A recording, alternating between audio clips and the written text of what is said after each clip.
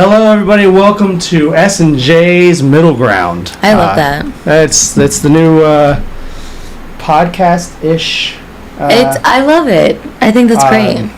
Video game-ish, chilling, talking shenanigans. Yes, guys, I did put pink in my hair. Thank you for noticing. And nobody noticed that. No, a lot of people did. I already know. Me and Sarah are gonna talk and play video games and do all that kind of fun stuff. Okay, so to prep for this, I actually looked up things that we should talk about with your friends, and I was like, because what if Jeff and I run out of ideas? And there's like lists of shit, like deep dive questions, and I was like, these are gonna be great. Well, before we start playing our video game, do you want to tell them about Comic-Con and how that went for us? By the way, we're trying to get the new camera angles. I've obviously acclimated to my camera angle. I know where the camera is. It's really easy to do yours when I can look at yours, but I can't look at mine. No, I do mine, so it's it's the fan favorite and the tech guy, guys. I know he's a little. Comic-Con was great. So it's a fun learning experience. I had a lot of fun, and people keep asking me, like, since being back at work, like, how it was, and I tell them that the only downfall is every time we left the booth, we came back with something that we bought, and we bought so many things, and like being there as nerds, being there all 3 days, all day, not smart financially. Yeah, I spent a little the 2 days that I was there because I had to work on Saturday to make money, so I could spend it on Sunday. Right. I spent a little bit of money. I spent my money and other people's money. So what's that like? I don't know. That was my first time ever doing that. So the fact that somebody else gave me money to spend was kind of crazy. Yeah, must be nice. But do you want to tell them the coolest part about our shenanigans? I tell people it was your little run-in. That was the coolest part. It was my run-in because I was dressed as Grog from Critical Role, and a guy asked me to take my picture because I looked pretty cool because Sarah did my makeup pretty well. What was that? It was pretty well. It was pretty good. It was enough that people stopped me to take pictures. A lot of people with professional cameras. And the guy was like, hey, so I can take a picture. I was like, yeah, absolutely. If you like Critical Role, we also stream D&D on Thursdays. And he's like, oh my god, I know you. You're Rune from Bards and Bartenders. I follow you guys. That makes me so happy. And I was like, really? He's like, yeah, I know. I recognize you by your beard and your smile. Your smile, because you have, look at you with your nice teeth. Look braces, at you. Yeah. And so I was like, oh, that's awesome, man. I don't even know what to say. I was like, we have a booth, and you should come over and say hi to everybody and like come see the booth. And he did ask where I was, and I was on my way to meet Jeff. No, the best thing was no. That was already like a really cool thing, but the funniest thing was when Sarah, the fan favorite, which I still am. Asked who other people can like other people, asked who his favorite. I'm the majority. She was like, I'm your favorite, aren't I? I gotta be your favorite, right? He's like, no, sorry, Lola's my favorite. Lola, the girl who hasn't been here for a month. The Lola. He actually told us that he based his character off his character that he's playing in his D&D campaign off of Lola. I don't know if that means he's like if he is a Loxodon or he's a pink Loxodon. No, he did. He said Loxodon, but I don't think it's pink. But he did say that he is completely caught up with. He's like watched episode 1 through, what are we on, 41? 41. We'll have to go 42 tomorrow. Yeah. So that was like a really cool experience, and his name was Christian. That's what I told people. I told all y'all. He was amazing. He was a lot of fun. Just because they're not watching now, it's on YouTube forever. People can get caught up later. It was a lot of fun. We're less than a year in, We gotta do something big for our anniversary. Oh, I mean, what do you think about? That's what I'll crack my blanton's open. What? Oh, for our anniversary? Yeah. I'll probably buy you like a bottle or something. Because all the tech that you have and stuff that you've bought for us, and like you've kind of been the ship that's helped propel us. Like, if it wasn't for you and all your equipment, we wouldn't be able to do this. I mean, it's true. I mean, that's why you're labeled just the tech guy. That's why I'm the tech guy. So yeah, I thought that was a really, really fun experience, and I'm excited to see that. Oh, hey, what do you think about Micah's idea about me hosting the Halloween episode? Like, you get Christmas. Well, here's the problem. If I don't find somebody to come to my house to hand out candy, if Patty doesn't take the day off, I'm not sure we can have an episode. Why? All those damn kids ringing the doorbell and the dog freaking out. First of all, disconnect the doorbell, and second, just leave a bowl of candy out. That's what Patty said. Leave a bowl of candy out and let the kids fucking pillage. Patty's a genius. That's a great idea. Why not? People do that all the time. Or turn off the spotlights so they don't even come to this house. Kids know not to come to the house when the front porch light isn't on. Yeah, but they're gonna be able to see us through the window with the lights on. So it's not the porch light. People could still be at home and not want to hand out candy. Yeah, assholes. I think you're just making an excuse because you're nervous and scared about how well I'm gonna do. I want to play D&D. I don't necessarily want Sarah to want DM. you to DM. I think it'll be that doesn't great. mean that I don't want to play. You know me, I always want to play D&D. It'll be Charlie based, and it'll be Charlie's whole house, but it's horror house, but he calls it a whole house. Charlie's whole house. Why is that Halloween related? A horror house. Horror house. But he calls it a whole house. A horror house. it's like Luigi's Mansion. That's what he would kind of like make it as, you know? Oh my god! I'm already turning some gears here.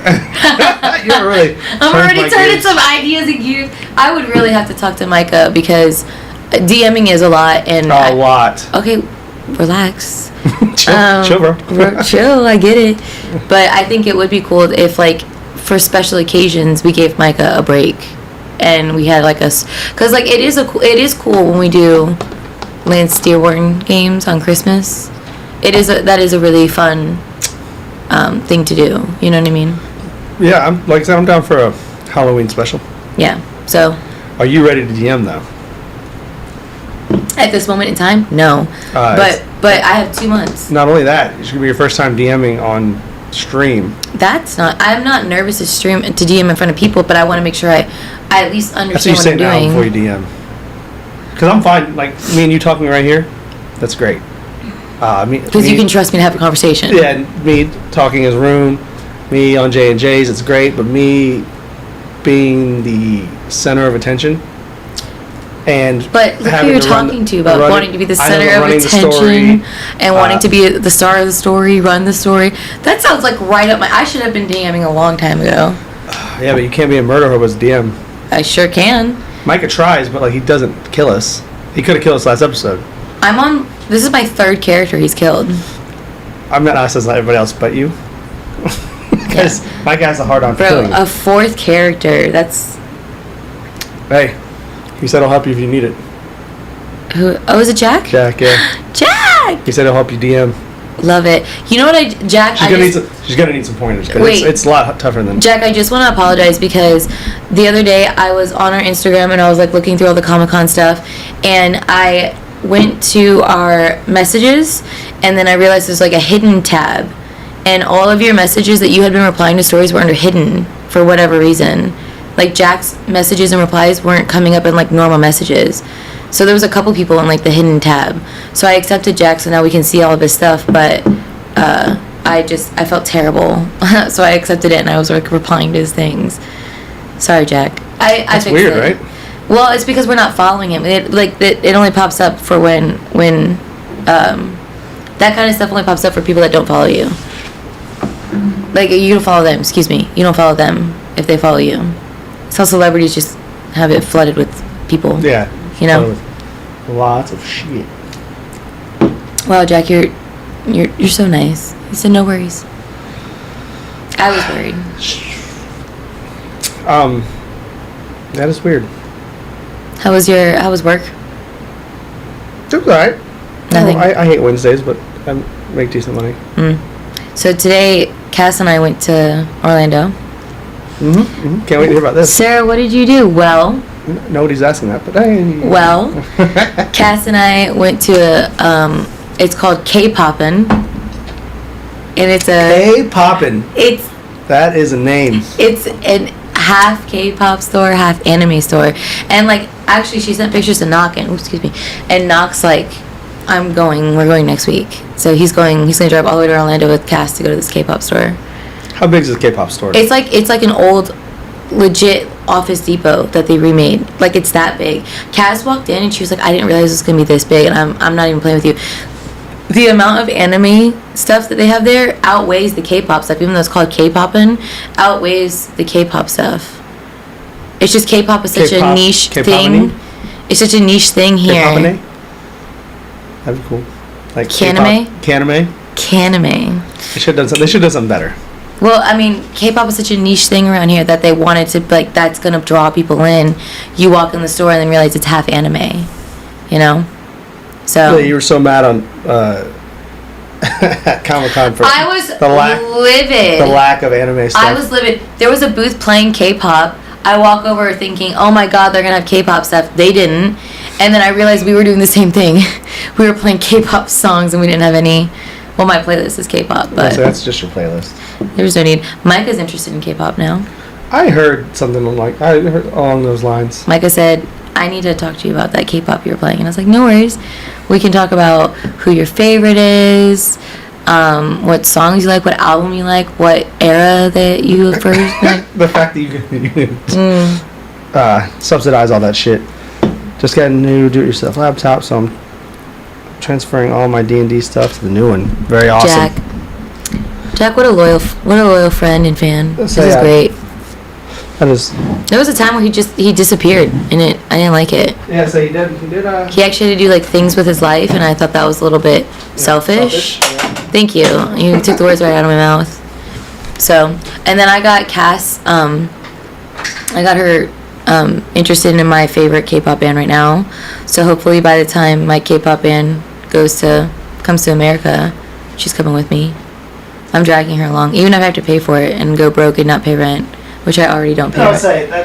I already don't pay rent. Somehow I'm still living somewhere where rent has been due for months. So. Trying to get the light looking a little better. Wow, are you saying this is an ugly lighting for me? I look terrible. It's not that. It's just you can't see us. You can't see us. Hi. This looks like candle lighting. It's so much better though. Hello. All right. I think it helps both of us out. I've actually been thinking about this game since the last time we played it. It does. It helps both of us. That worked out pretty well. We can do this too. I have a tattoo appointment next month. And in October. And in November. That was one of my questions I wanted to spitball with you. What's the next tattoo idea since you get one every... I get one every month. I've gotten one every month this year except for July and August. I moved them because of K-pop, Comic-Con. K-pop. Well, I did go broke in July because I spent so much money on K-pop merch. But K-pop is... This one in September is going to be another anime panel. And then the one in October will be more flowers. And then the one in... You're adding to it? The flowers? Yeah. Yeah. One leg is going to be completely flowers. The other one's going to be completely anime. So I'm going to have like 2 different themes on my legs, even though there's like no themes on anything that I have. There's some kind of themes. There we go. Are you good? You're just stressed, and I think you need to. I think you should have taken that shot before the stream. I should have taken a shot. I feel like you're more stressed with our stuff than you are with J&J's. Well, it's because Jeremy doesn't walk in here and want to change every fucking thing. I didn't, and I asked you a week ago so that way you could prep for this. Yeah, but you didn't come over and help. Like, I didn't know your vision. No, you did. You got it. I did, but I didn't think about this. This is weird. No, it's not. Looking this way, and now it crossing streams like this. Very weird. I love that. I love that you said that. That's really good. That's really good. it's just different. I think I finally got it to where it looks good. It just makes more sense for us to do it this way. Well, now the lighting's a lot better, so. Because when we look at each other, it's like I like you only see half my face, and I know that everybody wants to see all of me. So here I am. No. That's exactly why we did this. You know Lola. The honey pot. You know Lola, but you know. The honey pot, which is our sweet baby Nog. He's not. He's the honey pot. He's the brains. Which Nog owes me ice cream. That's he put. We ordered ice cream. I just want everybody to know, Jeff. I just want you to let people know how aggressive I get with my food. I think I'm the most food aggressive person here. Is it because I grew up poor or I grew up fat? Which one? That was a trick question. But both are true. It's just you like your food. I love my food. You don't get violent about your food. So anyway, on cheat days, I ordered ice cream and went back into my ice cream and fucked with it. Yeah, I can't believe he did that. That's a dick move. What did he do? You should tell everybody. Okay. No, I will. Here I go. So today my dog sitter baked me fresh baked cookies. So when I came to pick up Jasper, I also got cookies. Phenomenal cookies. I took a couple home, and when Knock came over to hang out with Cass and I for a little bit before I had to come here, I threw the bag of cookies at him, saying, "Here, you can have some," but not even thinking about it. Unbeknownst to me. Well, not even thinking about it. Knock ate the entire bag of cookies.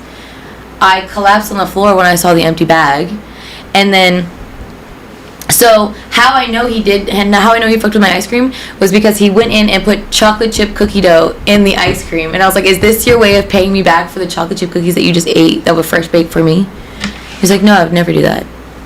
And Cass kept trying to pull it out of him, be like, you did it. We know you did it. Who else would have done it?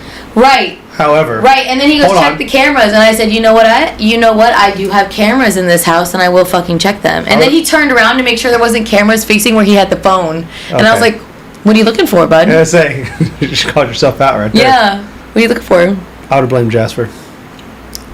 It's an easy cop out. No, she's a great dog, I don't know what you're talking about. Mm-hmm. Well, smart enough to unlock doors, open doors. Shit on the floor. Pull doors, shit on the floor. I think she's smart enough to pull up a stool. She took a spoon and stashed it. Yeah, she pulled up a stool, ate those cookies, opened them up, didn't tear up the bag. She would. I know what I'm saying. She would. Her little paw would be sliding in the bag. Dude, Jeff and Patty will never see Jasper again. I'm just putting that out there. Oh God. For no particular reason other than it's just particular reason. It's just a lot. It's a lot. Well, it's just unsupervised Jasper is a menace, dude. A menace. And you never know. We could take we could literally be sitting here and be like, all right, 10-1 odds. What do you think she's done?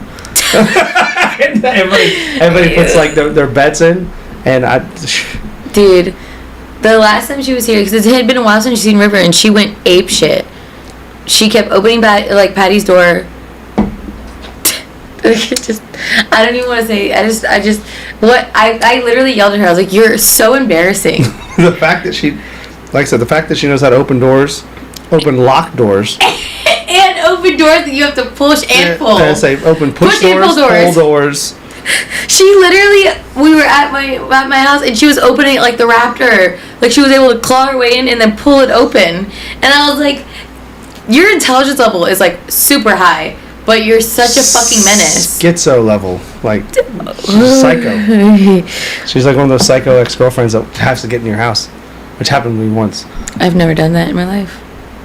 I feel like that's a lie. Mm-mm. Inside check. I almost just died on stream. No. In my Baker acted era, I did some crazy things. So I was in the car when we. Oh, that's right. Oh my God, Micah and I talked about that at con. He was like, "Wow, I'll never forget that," and I was like, "Why is that that's a bad core memory, isn't it?" He was like, "Well, it's something." It's something. I was like, "Well, it just brought us closer," and he goes, "Yeah, on a very traumatic level." The fact that Micah had to pile us in my car, and then there wasn't even room for Jasper, so she sat on people's laps. That's it was. It was. But you guys are just good friends. It was a memory. Yeah, you guys are just good friends, and you knew that I was gonna fucking throw it. That would have. I don't know. It would have been way worse if we didn't help. Who knows? Who knows what would have happened? To be honest with you. I was gonna say if we didn't help. I would have showed up to Orlando. I would have drove my drunk ass to Orlando. I just. Possibly. I'm just. Sober Sarah is a much better Sarah. Still financially unstable, so we can't. I don't know. So you can't blame the alcohol for your financial irresponsibilities. Again, I think I'm blaming that on growing up poor. So maybe it's just like growing up poor has really done me some. I'm broke as fuck right now too, so I can't talk. But all my bills are paid. Do you want? I worked 1 p.m. till close yesterday. That sounds like a good double. And it was not enough money to. I work 5 days this week, and I work 5 days this week as well. I'm not angry about it because I need to. I work 5 days this week, and I'm going to try to close on Friday. So if the problem is, anybody's, there's no time I can do a double. huh? I guess I can do a double. No, I can't. You would have to like stay up way later past your bedtime. Yeah, and I have to wake up the next morning. So. Or just pick. Well, you're working Sunday. You want to work the pool party?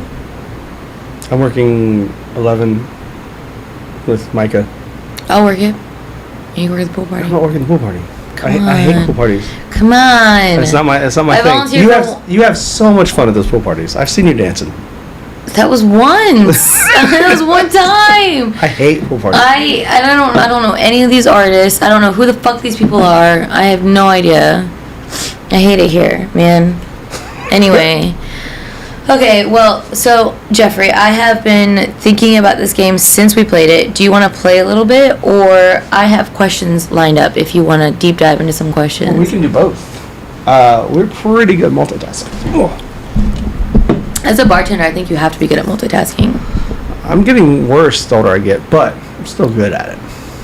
Well, you're damn near touching 50. Jesus. That's false. Do you see any gray in this beard? You see any hair on this head? See any hair on this head? It's still good. I still got a hairline. The hairline's good. I'm not bald. I'm not bald. I just choose to be bald. It's a good look on you. I've had people literally be like, "Hey, I see your hairline. Why don't you grow out your hair? If I had hair, I'd grow it." And I'm like, "This is so much better." I want to know. It's so much easier. Do you have a picture of you with actual like hair on your head? Yeah, when I was like fucking 8, 9, 10. You've been shaving your head like this since you were a child? I've been shaving my head like this since I was... No way. No way. Since I was like middle school. Shaving your head? Yeah, because I had a bowl cut when I was a little kid. And then like, I asked my mom to shave it all the way down. Your mom never wanted you to like grow out your hair a little bit? Well, I mean, she did until she realized how much I like not having hair. And like I have such a nice shaped head because I was a C-section baby, so there's no lumps, there's no nothing. It's a nice head. I like that you blame the head on having a C-section. Oh, I've seen some lumpy ass heads, some heads that don't need to be bald. Some heads that don't need to be bald. So, I have I have bumps. I think I have cancer, but you know here. Jesus Christ. Well, I had a tumor removed from the back of my head. That's also something I didn't know. We can't shave my head. I would look terrible. See. Like I said, the fact that I have a nice... Like Keira Knightley in V for Vendetta. Oh, yeah. And she did not pull off that shaved head. Yeah. She really didn't. I have like a symmetrical head, no bumps, no everything. Like I said, and the best thing is when I finally do start losing my hair... I'm sorry? It just... Nothing happens. Like, I just stay bald. It's like, oh, you're already bald. It's like, you don't have to like do the task of... No, there's no like... Because like I said, like older people, like they shave their head like, oh, they lost all their hair. I'm just gonna be bald. Did I say Keira Knightley? I meant Natalie Portman. Natalie Portman. Why didn't you correct me? I said Keira Knightley, and then the Pirates of the Caribbean song started playing instead of Star Wars song, and I was like... Speaking of Star Wars, yesterday... I always do. my 1 to close shift, so my 16-hour fucking shift, they played all the Star Wars movies, and Micah and I watched Han Solo die... At Lobby Bar, yeah, TNT. Playing all of them. And they were playing no sports. They were playing Star Wars. You have to change the channel. Well, I didn't want to. That's saying. They're playing it because you had it on. Yeah. I had some guys walk up and be like, is this Clone Wars? I was like, yeah, take a seat, bud.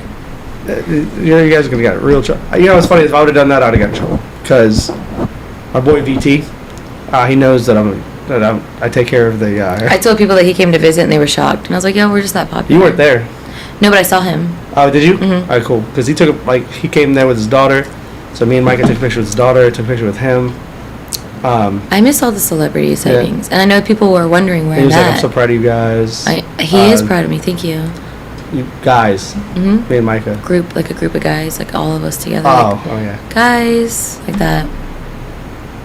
You understand what I'm saying? Anyway, I don't know why you're like this. He came by. BT, we're on that level. Or he texted me, so I mean, we're on that level now. You didn't. Now every time Taurus pisses you off, you text him. Yeah, I'd be like, hey. Hey, you better watch your mouth before I start texting BT. Well, Taurus got mad. I don't know how much we should talk about work on this podcast. Our boss, Big T. Our boss, Big T, was mad that VT is supporting us and like all that. Why? Well, because like he's into like what we're doing so much. As he should. He just thinks it's crazy. I mean, this is the director of everything. Guys, we're just so popular. I would say we were, unless I found. I ran into that guy, one of a million, or one of like 100 people that watch our fucking stream. I still think that's crazy. Anyway. And then, cool dude. I'm ready to play some Ultimate. Ready to hop into some. Like I said, I've been thinking about this game. This is the only video game I think I've enjoyed since Soul Calibur 2, which is a fighting game. Yeah, I know what Soul Calibur is. 2's the one with. You just like because it's basically a fucking Marvel movie that you get to play as people. Or because Ivy looked hot as shit, and I was like 9 years old, and I was like, "That's hot. She's hot." And what is her name? Tiana, the girl with the hula hoop, the sharp hula hoop. And that was like the birth of your K-pop love, probably. K-pop, what? Or anime love. No, the birth of my anime love came from an anime show called Pre-Tier. I have a picture of her in my house. Pre-Tier is my first, or I mean, do you count Sailor Moon? Yeah, like Sailor Moon, obviously. Sailor Moon was my first crush. I mean, Sailor Moon. When I was like 8, because I woke up in the morning and it was Sailor Moon, and then I'd watch that, and then Garfield, and then I go to school. Garfield. I'd wake up and it was Yu-Gi-Oh. You grew up a little later time period. We're only like 20 years apart. 20 years. Shut up! I'm not 50. What year were you born? 87.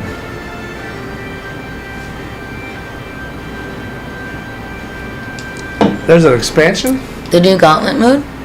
What's the vampire mode? Well, the fact there's an expansion for a game that came out like fucking 5 years ago is crazy. Is that new? Is that not a thing? The fact that the people still think about this game. I just told you I thought about this game. I know, but like developers. Oh. Alright, let's get this ready to go. I'm so fucking ready. I'm so fucking ready. I'm so ready. Dude, if you could... if you could... Everyone leave a laugh after love. God. Celestial language has ruined my life. No way, dude. It's the way to go. This is the way. This is the way. Right, if you had a time machine, where would you want to... We can go crossover. Wait, where would you want to travel if you had a time machine? Where or when? When? Can I only go backwards? Wait. God damn it. Oh, we have to get you in. Yeah. No, forward or... Well, let's say backwards, because you at least know what happens in the past. Offline.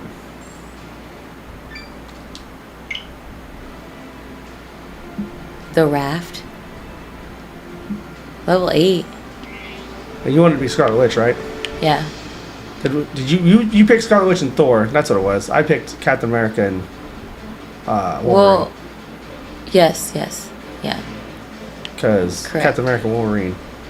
Let's go unlock some new characters, because I'm ready to... Let's go fuck some shit up. Alright. Yeah. This way? Hello? This way. Oh, wait, this thing's glowing. What is, Pick up. Luke Cage up there?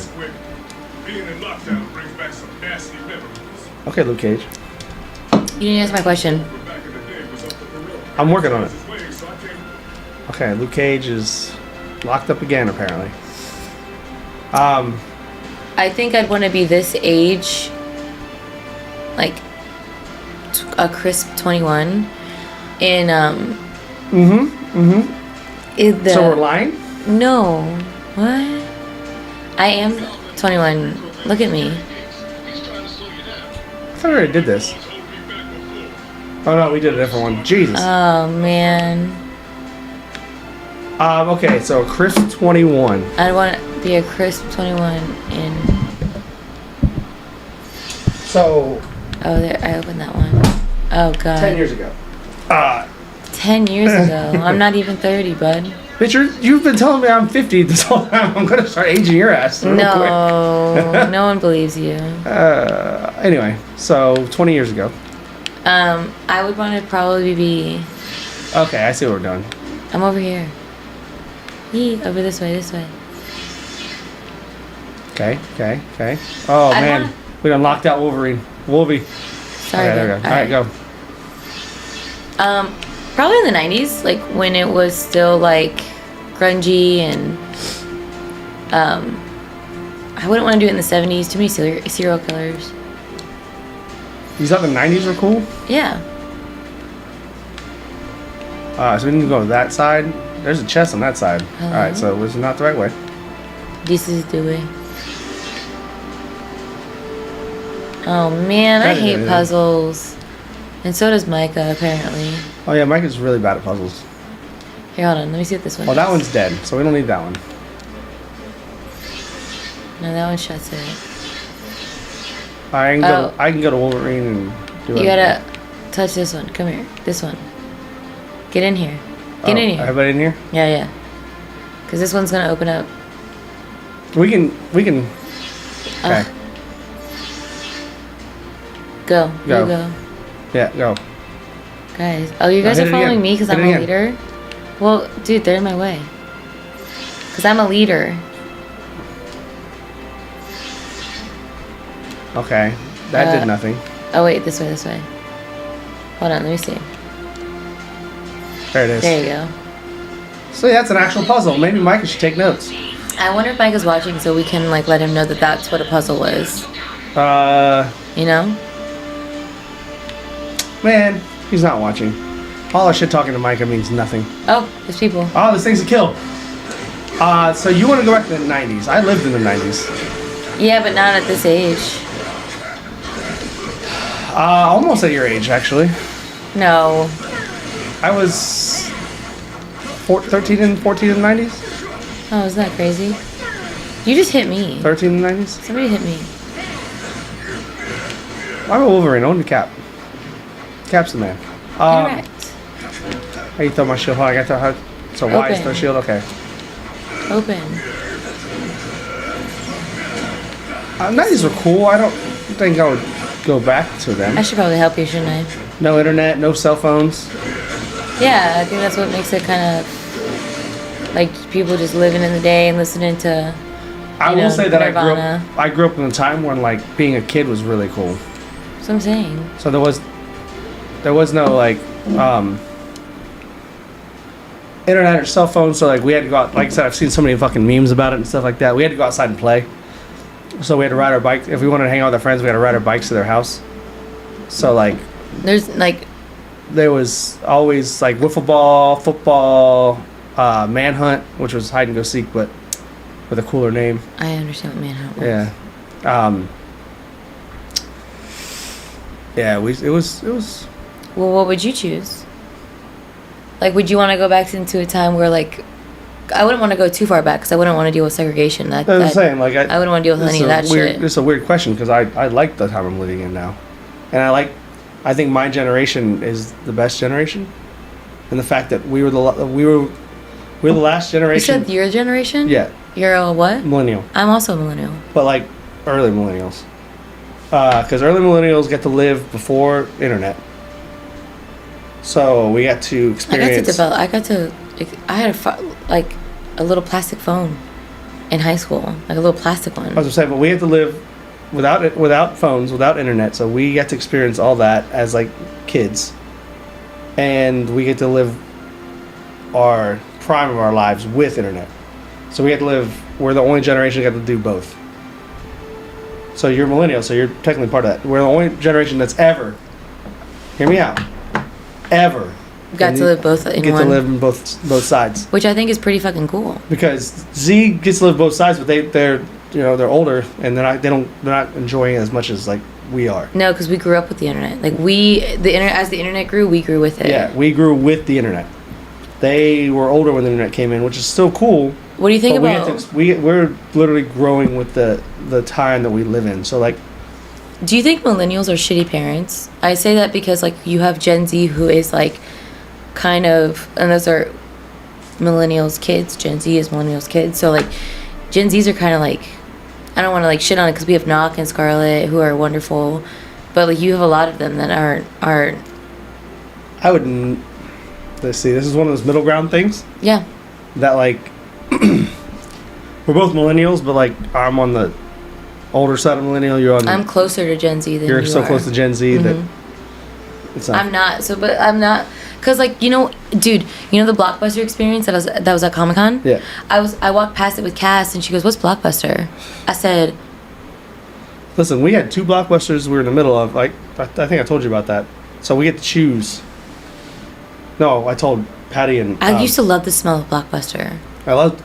Nothing hurt more Then when your video. than go to Blockbuster for. When a new movie came out. And you didn't get it. No, all the shelves were bare and All the empty. shelves were empty. And then it was a waste of a trip. And then you had to sit and debate to yourself, well, should I just get something else while I'm here, or should I just leave and try to go to another one?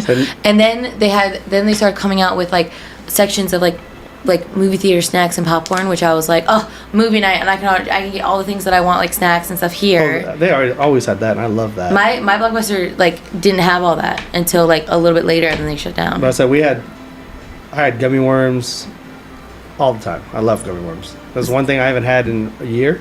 Is that gonna be the first thing you eat when you get your braces Probably. off? Gummy worms? I haven't had gummy worms in a year, almost a year, because of these braces. I don't really eat a lot of candy, but I'm going to eat a whole bag of Gummy worms? bright crawlers. Wait, but do you like the Sour bright crawlers? the sour ones are the best. I You love sour, can't yeah. you can't like I don't like those I was a kid. I used Harborough, what is it? to. Well, I used to. Okay. Fun story. So I was a kid, and I used to have. I used to get. My mom used to pack me the gummy bears. The one in the gold bags. Well, I mean, it was before the Harborough. It was. There's no such thing. Harborough's been around forever. Well, it might have been them, but it was probably not them. It was gummy bears. Like, Alright, doesn't matter. It alright. doesn't have to be them. Alright, whatever. So I was huge. As you can tell, this video game stream is one of my favorite things. I've been a huge video game nerd since I was a little kid. Mm-hmm. So when I was a kid, I used to pretend that the little gummy bears were Mortal Kombat characters. Because they had green for Reptile, red, they had yellow for Scorpion, Sub-Zero. And I'm the weird one. And when I was a kid, like playing at cafeteria, I was like 8, whatever. So like whenever they do a fatality, I'd bite their head off, be like, fatality. Did you have friends? Oh yeah, I was actually really popular. I was really popular. I mean, I did like Sports and nerd. sports and nerdy stuff. No, man, I wish I was popular. I was popular, but in high school, I was on the football team, the track team, the wrestling team. I played a lot of played sports in high baseball, school, and I still wasn't popular. And I was on the morning show, so I was the nerdy shit and the jock shit. No, dude. That's why I like Travis Willingham, because I feel like he's like me. He's a jock nerd. Even though he's a Cowboy fan, I'm a Giants fan. Cowboys. Blech. That's the way to go. America's team, my ass. It is America's team. You're not even red, white, and blue. America's team's the Giants. In New York. America, Cowboys. Everybody wants to be a Dallas Cowboy cheerleader. Everybody wishes they were. Oh, terrible. No, not terrible. You know what's crazy? Giants only have cheerleaders. Because dumb? The Giants, there's only 5 teams in the NFL that don't have cheerleaders. The Giants are one of them. Who's the other teams? God damn it. You're going to make me fucking Google this? Yeah. I knew you were going to ask, too. That's why I was like, should I even bring this up? Should I make me Google? Yeah. Why would you not? NFL teams. Do you want to learn love after love? Without cheerleaders. Come on, y'all. I'm ordering pizza because I'm starving. Just so you know. That's sweet. That's something I can't eat. That's cool. Do you want pizza? Are you hungry? No. Do you want wings? I'm just not gonna eat it. Do you want wings? I'm good. Well, then why are you bitching? I like to bitch. I don't know. Dude, Micah and I were talking about how I'm one of the like. I don't want to. The teams without cheerleaders in the NFL are the Buffalo Bills, Chicago Bears, Cleveland Browns, Green Bay Packers. A lot more than 5. Who wants to be the New York Browns Giants, cheerleader? New York Jets, Chargers, and the Pittsburgh Steelers. You know, I was just gonna say the Pittsburgh Steelers. I was gonna say it. 9 teams don't have cheerleaders. Well, who wants to be a Browns cheerleader? You know? I mean, Gay. I can't say that, but No, but I can.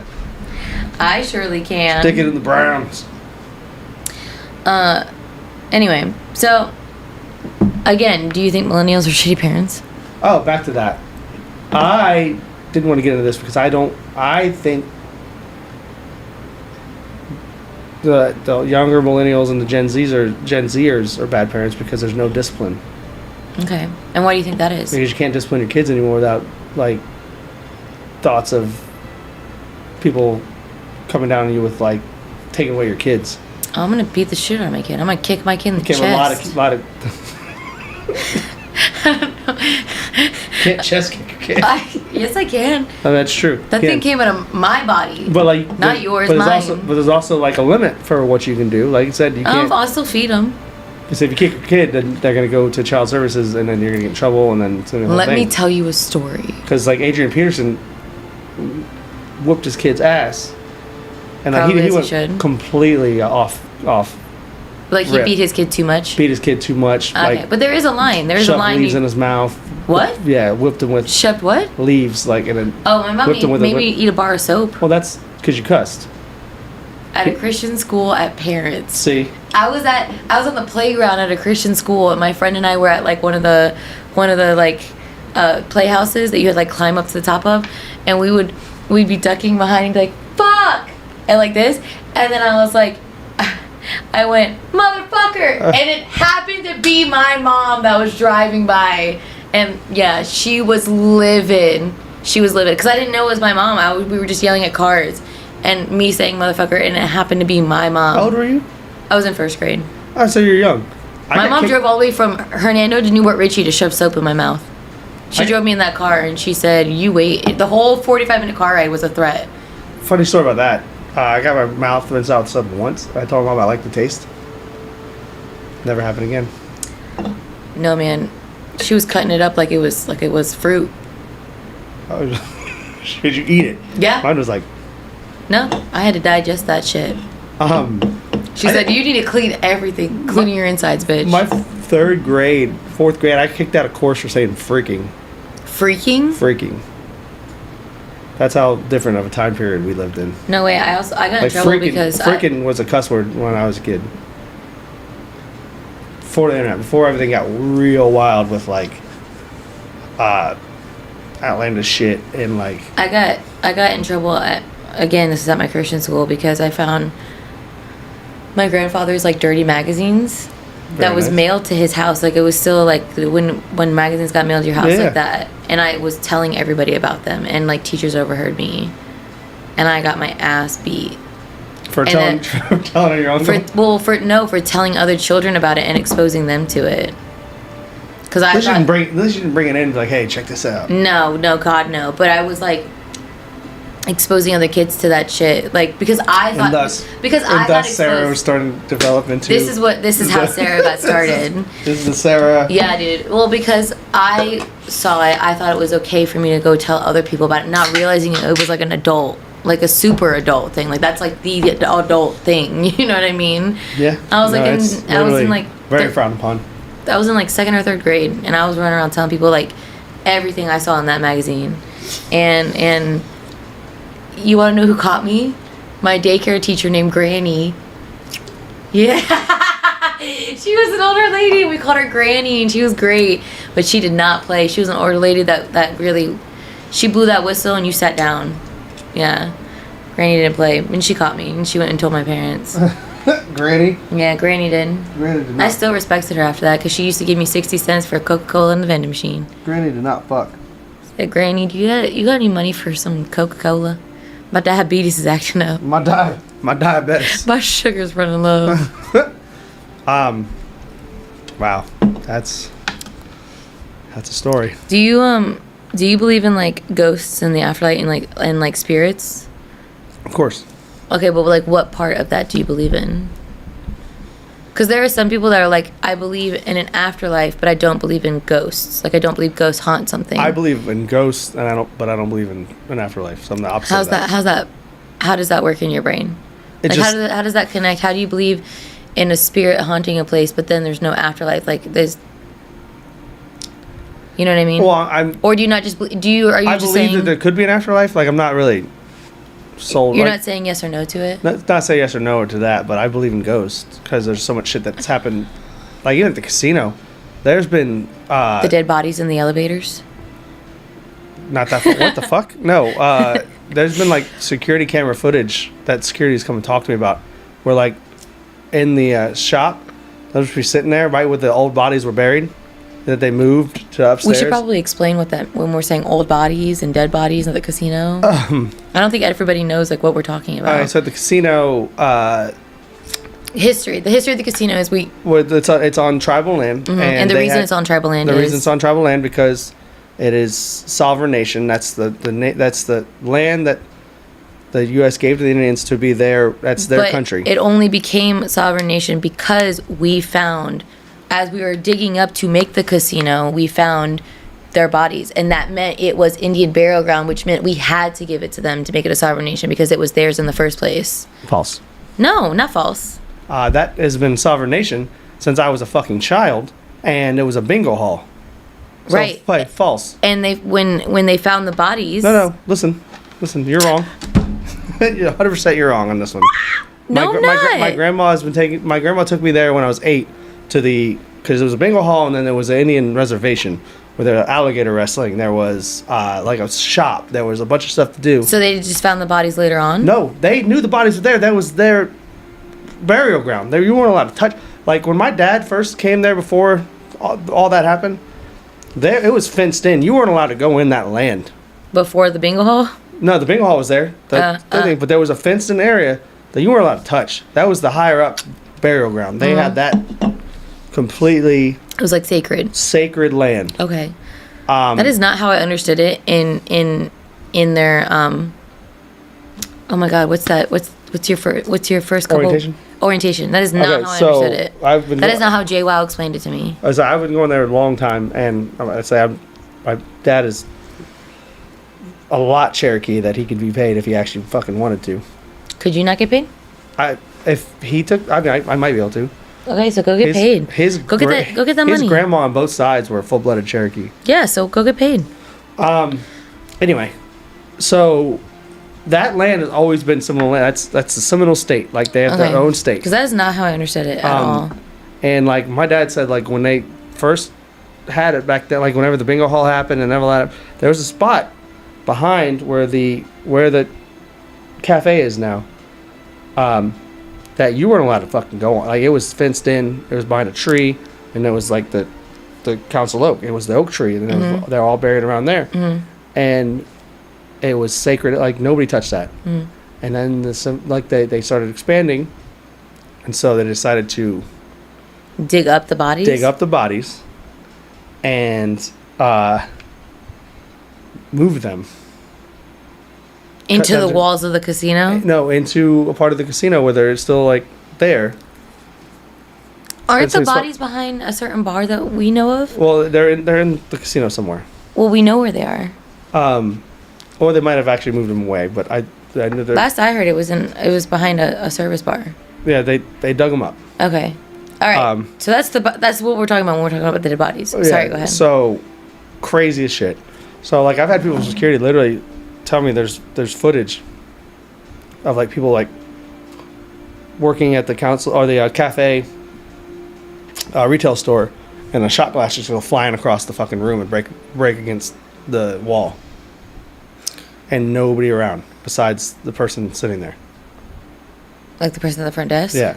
That's kind of crazy. So then, okay, so again, just to like pick your brain, you believe in ghosts, which I obviously believe Obviously, in ghosts. if you do tarot readings. Okay. And if I would have got Ghosts and tarot readings are not the same. I mean, if you can't do a tarot reading, not Just believe in because you ghosts- think hold on. something's spooky. Hold on, you can't do it. You can't be like a person that does tarot readings and stuff like that if you don't believe in ghosts. That's not true. Tarot readings are you're spiritual, so you think of like the universe and stuff like that. So you think like, hey, like. Is there anybody in the world that would do tarot readings that didn't No, believe in ghosts? I'm just saying if there's that 1% out there that's like, I don't believe in ghosts, but I believe that this judgment card means you're gonna get judged. You know what I mean? I'll tell you right now, the tarot reading I got, if I would have got it, like I said, if I would have got it last month, it would have been different. Because was it a financial one? No, it was a personal one. Oh, well, see, well, I mean, It was a month too late. or it was just letting you. It was just a little reminder to be grateful. It still could be like It is. it still could be what direction I need to go. Knox that was I'm not- about that I- spending too much money. That I'm not listening to. Knox was about spending too much money. Cass was about just like making new friendships and relationships, which I think Cass and I have entered a new level of friendship, which I really love.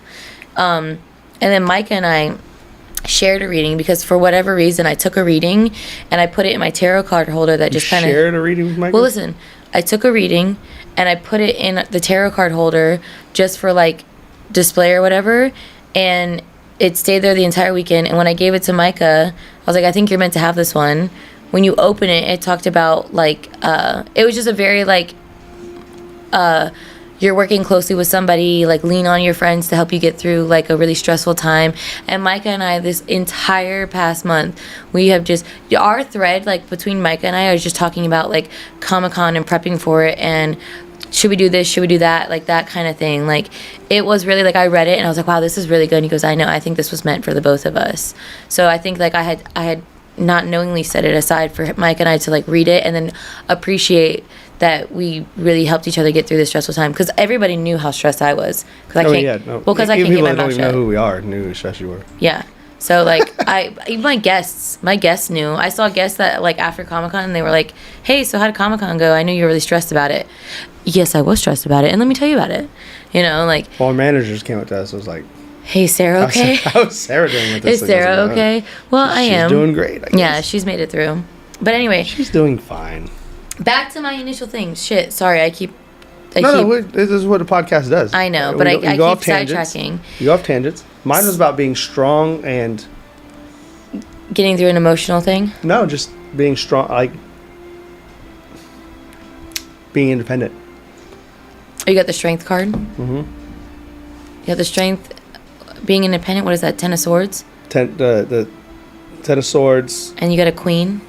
And the Queen. Queen is always represent like independence. So yeah. Because like queens are supposed to represent, well, in like different depends on how you read a reading, but a lot of queens are about either mother like a motherly love kind of like nature nurturing type thing, or being independent, because if a king dies, a queen takes over, and you have to have a loving and caring side for when you need to be soft, because there's a quote man leading the whatever, and if that something happens to that man, you have to take over and now be strong and independent, but also still be that nurturing shoulder. You know what I mean? Yes, it might basically tell me if I chose to be independent that I could do it. Do you not think you're independent? No. You don't think you're independent? Would you say I'm independent? Well, no, I'm talking about like I've been in a relationship. I've been single for 2 months out of the past 20 years. I've been single for 2.5 years, and that just hit me the other day. That's what I'm saying. That just hit me the other day. How long? So we live different lives. Like I said. Well, me and my ex broke up after 4 years, and me and Patty got together a month later.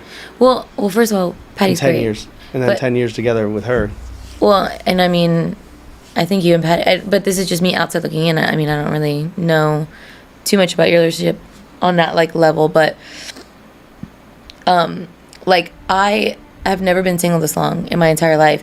And when me and my ex first split, I was very nervous about being independent. And because in my head, I didn't think I was very independent and that I could take care of myself.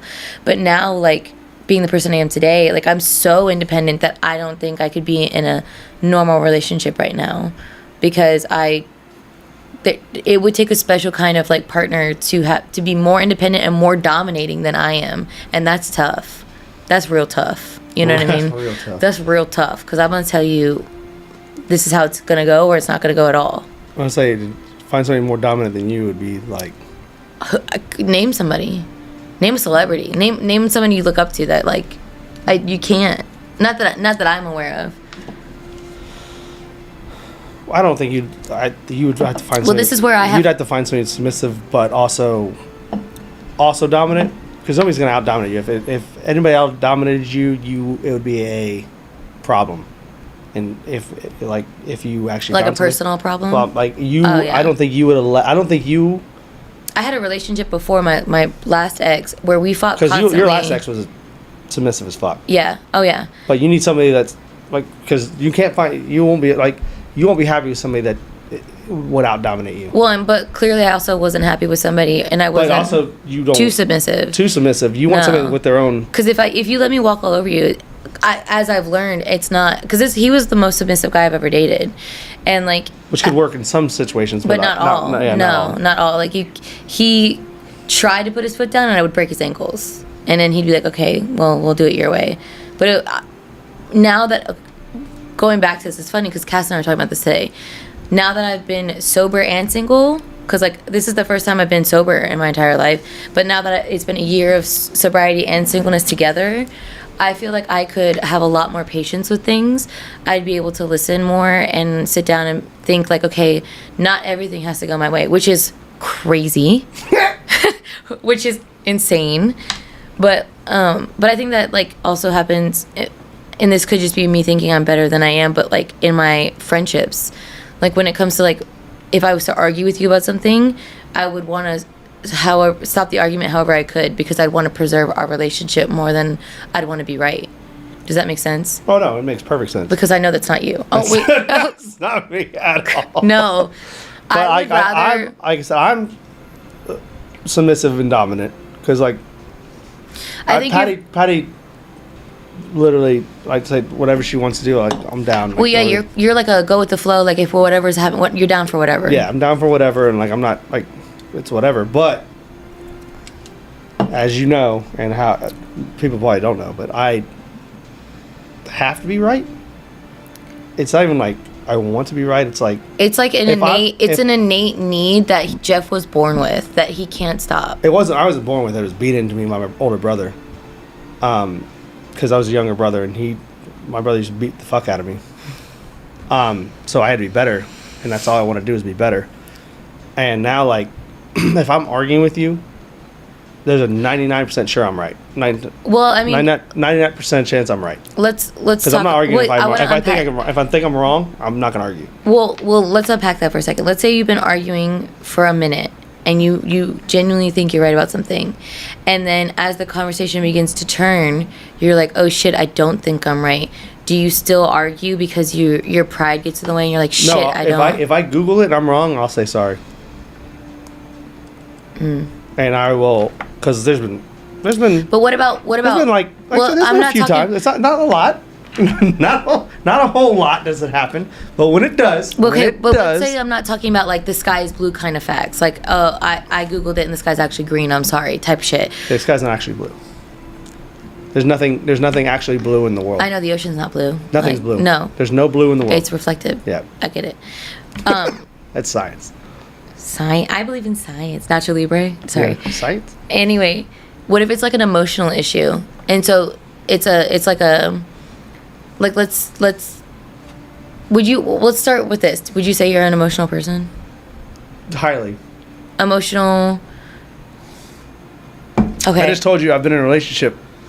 Okay, but I'm not talking about. I'm but saying that like I emotional think you're people. emotional. Let me say, like, I'm not talking about like you need to have a partner because you like to have emotions with somebody else. But I'm Okay. talking about like within yourself. Let's say you're like, do you think you act and argue off your emotions, or do you try to use more logic? Both. You think both? Yeah. I will get, but it's different because I'll get angrier the more you disagree with me if I know I'm right. Okay, but like, even if you know you're right, would you not want to like try to like, especially if it's somebody you love and care about, and would you not want to try to be like, okay, I just want to understand where you're coming from. I just want to. If I know I'm right, I don't give a shit. I want to know like what's your thought process and where you're coming from. That's kind of like where I stand. That's something I'm working on, but I've never been like that because if I'm right, I'm right. I can't think of like a true argument. Like I've ended relationships, but they've ended just like cold turkey. Like something's happened and it's just cut off. That's it. We've never had like an argument and we've argued back and forth. Oh no, I like with my friends, it's either we don't argue ever, or something's happened to where we just cut it off and that's it. Like I don't argue and I don't fight with my friends. I try not to, at least. It's really hard for me to like. I just saw with me and Jeremy when we got in a fight. It's hard for me to like apologize. You and Jeremy fight like cats and dogs, and it concerns me sometimes. We've only been like 3 or 4. That's way more than you should. Well, I've never fought with Micah, you, Jeremy, anybody in the group, and I haven't fought with. Like obviously there's somebody at work that has done me dirty, but like we didn't argue or fight. We just kept our distance, and now. Just yesterday, I was talking to her. We were having a full-blown conversation. She got caught by surveillance being on Facebook and got in trouble. And, like, Jay came up to her and was like, hey, surveillance caught you on Facebook. Like, stop showing your Facebook to other coworkers. Oh, okay. That's different. She was, like, walking around showing things. Well, dude, I was legit talking. I was like this. So hold on, I was bartending and I was like, "What's up, Hannah?" I was talking to my dog sitter and I was like, "Yeah, what's up?" And then a guest was standing there and I was like, "Yeah, I'll call you right back. All right, bye. I'm so sorry, that was my sister, and I just want to make sure everything was okay." And the guest was like, "No, family first. You're fine." I'm on the phone, speakerphone, like with these guests, and she's out here getting in trouble for being on Facebook. Let's rewind a little bit. Mm-hmm. So we were in the cage together, talking to her. Mm-hmm. Face to face Mm-hmm. as people. Mm-hmm. And we walked out together and I said bye to her. It's time really, believe it or not, as cliche as this sounds, time really does heal all wounds. The first thing I told, like, one of the first things I told you in the whole situation was he was not right for you, and like, God damn it, like, this is a blessing. And as you just said, you've been single for 2 years. And it's been wonderful. Like, and it's what you needed. Yeah. Oh my God. And it helped me to, be sober, and like that's something else that I really fucking needed. Wait, what? Are you sure? No, I mean my ring alarm just went off. Are you sure it wasn't just like a notification, like a missing chihuahua? Somebody is at my front door. Therefore, it's your pizza. I'm gonna go get my pizza. Do you want anything while I'm up? No. Yeah. Well, we'll put a pin in that. Because this is the second time I've talked to her in like a month. Because I know on her side she was obviously she was not. She was ready to talk. Yeah, it was all you. Of course, but I was the most, first of all, chaotic, emotional. Like, and you were the most hurt. Yes. It was definitely hurt you the most. Yeah. Let me grab my pizza. Hold on. Put a pin in it. Talk to them about something else. Okay, so we're gonna take a little break from this conversation. Sarah's going to get her pizza. I think we're gonna play more video games. I'm not sure. Let's see what. Am I still playing this? Oh, she paused it, so I got nothing. Aaron, welcome in. I'm really sad that you came to the Comic-Con booth on Saturday. When I wasn't there. I was there Friday and Sunday, and I thought I was going to see you there. Who is it? Erin. I figured she'd be there. Oh no, I figured she'd be there too, just not on. I thought she'd be there on Friday and Sunday. So I was Was she there at all? She was there on Saturday. Oh, word! I didn't see her. Oh, you never went? Patty said you went. Patty said you dressed up as the Spider-Man with the cut off shorts. Oh, that would have been cute. Well, it was on her. It was on her Instagram. Word. I thought Patty said she went. Dude, she to does a really good job I posted cosplaying. that and went, but I lied online. Wow. I lied. That's crazy. You missed. Hold on. Biggest thing. You missed Comic-Con? That's crazy. That's crazy. That's crazy. Like, you got 2 pizzas? Well, is buy one get one free? Why would I not get a free pizza? Why would I not get a free pizza? Okay. We'll unpack that later, too. Why would I not get a free pizza? Please take it with you. Like, I don't need that. I don't need those cards. I'll give it back to Knock tomorrow. I'll bring it back for Knock. I say, I don't need that bad juju in my life. Because I'm trying to, like, I'm going until Sly's birthday with no carbs. I'm going with you. Yep. What do you mean? Why are you saying it like that? Oh, Sly's birthday, yes. I said I'm going until Sly's birthday with no carbs. No, and you said I'm God. going with you. As I'm you're shoving pizza in my face. So No. No, the fuck you're not. Clearly, you fucking liar. Roll a deception check with super disadvantage. Yes, super. Like 3 times, bitch. So Aaron, you missed Comic-Con for the first time in like what, 5 years? Why? The fuck?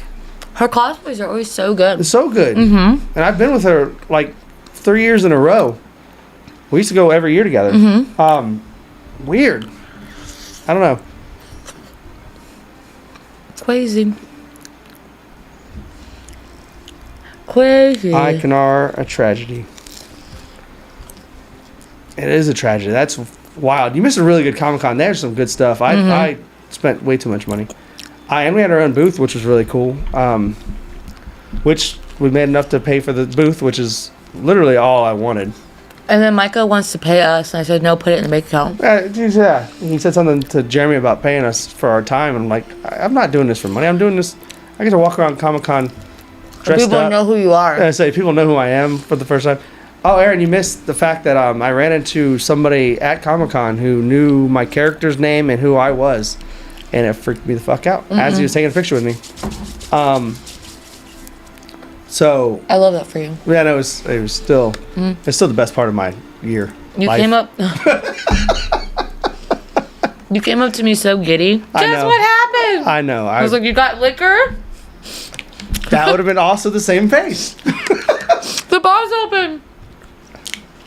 Well, it's funny. Like I said, it's funny that you're sober and I'm drinking whiskey by the glass.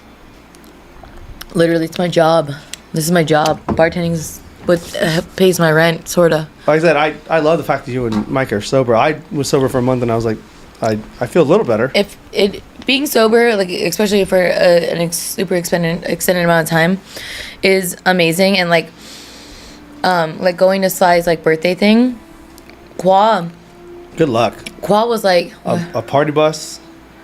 Well, I mean, I know you're completely strong-headed. There's no way you're gonna. No. Qua was like, you're gonna are you be gonna with a bunch feel of weird? fucking And I was like, idiots. as I'm giving Qua a green tea shot, I was like, feel weird about what? As I like sat it down, and I was just like, and the only thing I'm concerned about is like not leaving on time. And I kept saying that over and over to Sly, and he's like, well, Brittany has pee, so she has to get back that night. Like the sitter's not gonna spend the night. Oh, you mean like not leaving the Casino on time? Yeah. That's what I'm concerned about. No, we like they have to leave that time. We already paid my nephew to come hang out with River Oh yeah? because Because it's gonna be a long day. well, it's gonna be a whole day, and then that dog loves my nephew. Apparently, he came over last night. We played Castle Crashers, which I love. You like that game? I love that damn game. And Patty's just so fucked up that she was like running into walls, and it made him laugh. It was great. Oh, in the game? I thought you meant in real life. Both. Last night she didn't run into walls, but she Both was check. Yeah, both check out. What were we talking about before I got my pizza? Your relationship, the fact that you're talking to the girl that did you so dirty, and all that stuff, and I think looking back at it now, I can admit you said Patty's your favorite gamer girl. That makes no sense. she's entertaining. Aaron, you're my favorite gamer girl.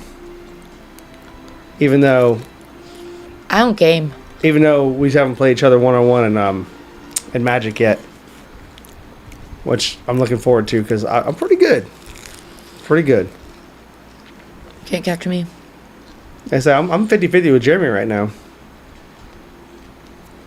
But I only have one deck, and you have to play You have to play Commanders. I don't want to wait. Okay. All right, back to that. Back to what we were talking about. Do you still want to keep this on screen? Since we've gotten to our conversation now. No, I mean, I guess we can switch back. Oh. Man, I love pizza. Ain't no way. I'm ever going without carbs. Like you and your keto. Oh, I like the other one better. The other one's cool because this is cool. It's just very... whatever. Cool? We'll do that. I don't know. What are you talking about? Just me and you on the thing. Are you saying like that? You like that better, or you like the... Well, dude, all they were staring at was like glowing orbs. Because you had just two little babies. Well, I mean, it's something to stare at when we're talking. I mean, I don't know. Stare at us. Stare at me. Hi. That's what I'm Don't here stare for. at me. I like gorge on pizza. Jesus. She said put on baby sensory videos. Bro. Anyway. Yeah, say anyway. I think looking back at it now. Aaron, welcome to SnJs Middle Ground, where it's basically a podcast where we sit around and talk about just life things and occasionally play video games. It's a break from J&Js and it's truly because I have no interest in video games. But she likes this game. I do like this game. I did get her into this, but I also enjoy having conversations with you. So, thank you. Well, I mean, You're like welcome. I think it's mainly just because I enjoy talking. I think that's it. That hits harder than what you're saying. What you were saying. Oh, fuck. Back on track, motherfucker. Back on track.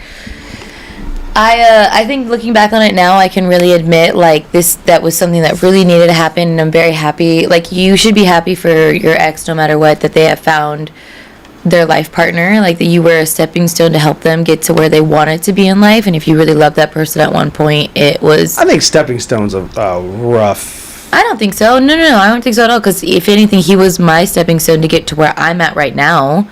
Whether or not I crumbled the stone or not, it was still like if he and I never dated, I would have never moved to Tampa. I probably would have never started working at the Hard Rock. Like, he gave me the confidence to go do those things. You know what I mean? Well, like, and that just falls in the whole, like, everything happens for a reason. Like the cliche. butterfly effect, too. Yeah. Like, if this didn't happen, none of this would be happening between you and I. You know what I mean? Absolutely, 100%. Like I said, I went to UCF. I went to UCF. Ex-girlfriend. Yeah, my freshman year of college. I got accepted to UF, my dream school. My high school sweetheart didn't get into UF. And that's how you know men are crazy. So I went to UCF instead because it was closer. And at the end of the day, it was closer to my mom too. My mom would have freaked out if I went to UF because I'm a huge mama's boy. What's that like, having a mom? I know you're gonna find that hard to believe, but I love my mom is the greatest person on this planet. I know, I love her. She's great. So, like, being and Hank closer to makes her, great peanuts. Yeah. I'll never forget. Being closer to her was also, like, whatever. So UCF was a great school, and, like, there was a chance for me to actually play football, so, like, I wanted to go there too. So I went there, and then, like, halfway through my sophomore year, or halfway through my freshman year, she broke up with me for someone else. Bitches. And I went off the deep end and I've never lost been off my the deep end. scholarship because I stopped going to class. I started drinking, started playing Halo. Yeah. That's when I found Halo, which was a huge, crazy thing for me. Like, I love video games, so I found Halo. It was great. It was crazy. And the same thing was happening with my roommate. So, like, we went off the deep end together. Never been off a deep end. Yes, you have. No, I don't know what that's like. I've only been in the shallow. So I ended up losing my scholarship, coming back to USF, rooming back with my parents, getting a job at the casino, and then now that's where I'm at now. But that's what I'm saying. I like, would never have met any of y'all. Yeah, that's what I'm saying. Like, if my ex and I didn't happen the way it did and played out, I would not be here. And now that so much time... Aaron said, like, try Jeff Dad's nuts. Bro, they're so good. They're Get so the Cajun ones. Yeah, the Cajun, like... I kept that sauce in my fridge for months. The bowl peanuts? No, I ate the peanuts. I kept the sauce. I put the sauce. The juice? I put the juice in a smaller bowl. I think it's I don't know. I think it's difficult to admit, like, you know. Well, like I said, the only reason I gave you advice to the whole situation is because I've been there. and I've been there more than anybody else. But Micah's also Hi, Micah, welcome in. Micah's been there too. Micah. I'm coming from a place of. Well, I know you. I know all of you care about me and love me because of like the things that you've helped. Micah paid for a lot of snacks over the weekend. That's how I know he loves me because he knows I love food. Yes, Aaron. Micah rebranded to roll for D&D. Even on his Instagram. Yeah, his Instagram also rebranded. We all love you, and obviously, like, we give you shit. We all give each other shit. No, but I think that's my love language. Like, I think if you guys didn't poke fun at me... Well, you just said that, like, if you had to view something that'd be more dominant than you, so, like, getting shit on... It's funny. It's funny to you. It's funny. You know, Micah and I were talking at Comic-Con about, like, about how my personality is as if I was raised with older brothers, but I'm the oldest sibling. Like, I'm the older sister. And so, like, I've never had older siblings, and I've never had, like, brothers. You know what I mean? So he was like, it's just, you have the personality type that could have survived, like, having older brothers. And Well, that's also the personality type of not having a father figure. Both dads left. That's what I'm saying. So that personality without having a father makes sense because you had to be the older person, which means you had to be stronger you had to be the father figure. Plus the oldest daughters always have it the hardest. I don't know what that's about, but I say, they're already a disappointment right off the bat. First child being a daughter. Well, it's because y'all are fucking whack jobs to do whatever you want and then fucking get reprimanded. And then we get upset that. And the younger ones do it, but they hide it better. They hide it better because. Speaking of. Yeah, so y'all get in trouble for everything. Because I was the youngest child. So was Micah. Micah's the youngest. You're the youngest.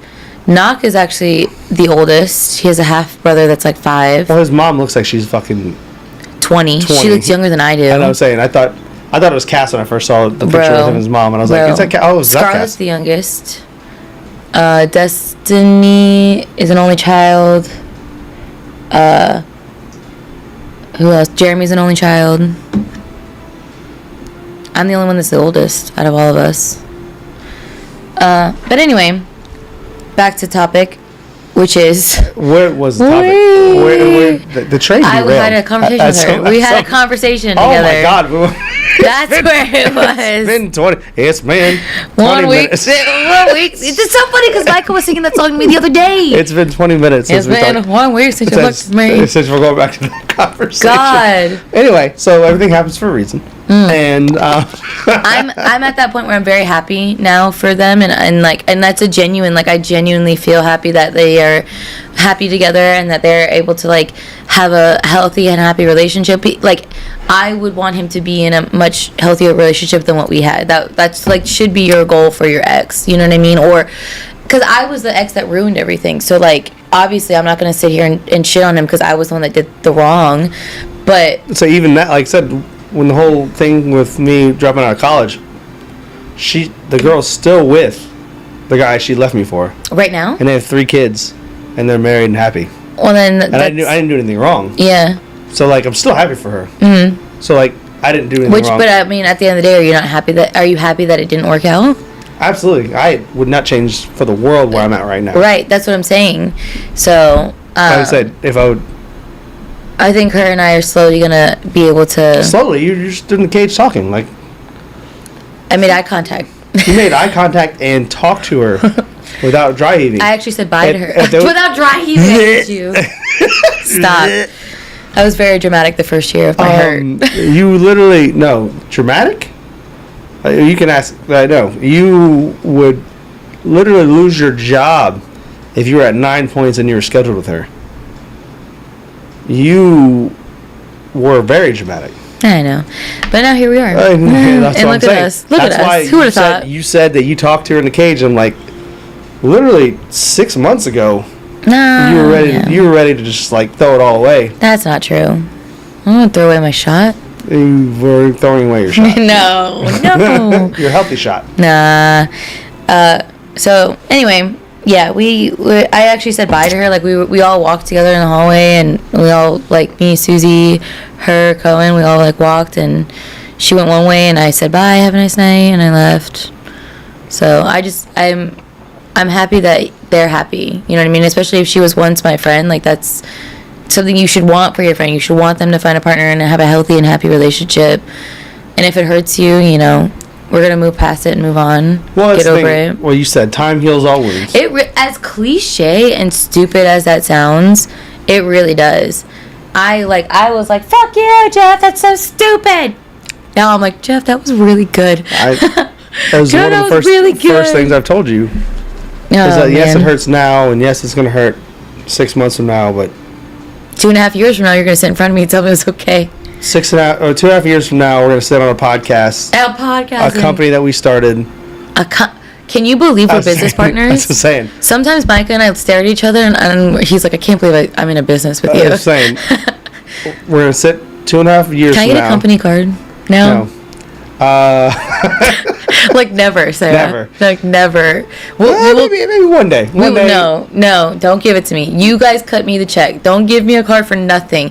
If I need to go out and buy something, take out the money and give me the money. Don't give me the card.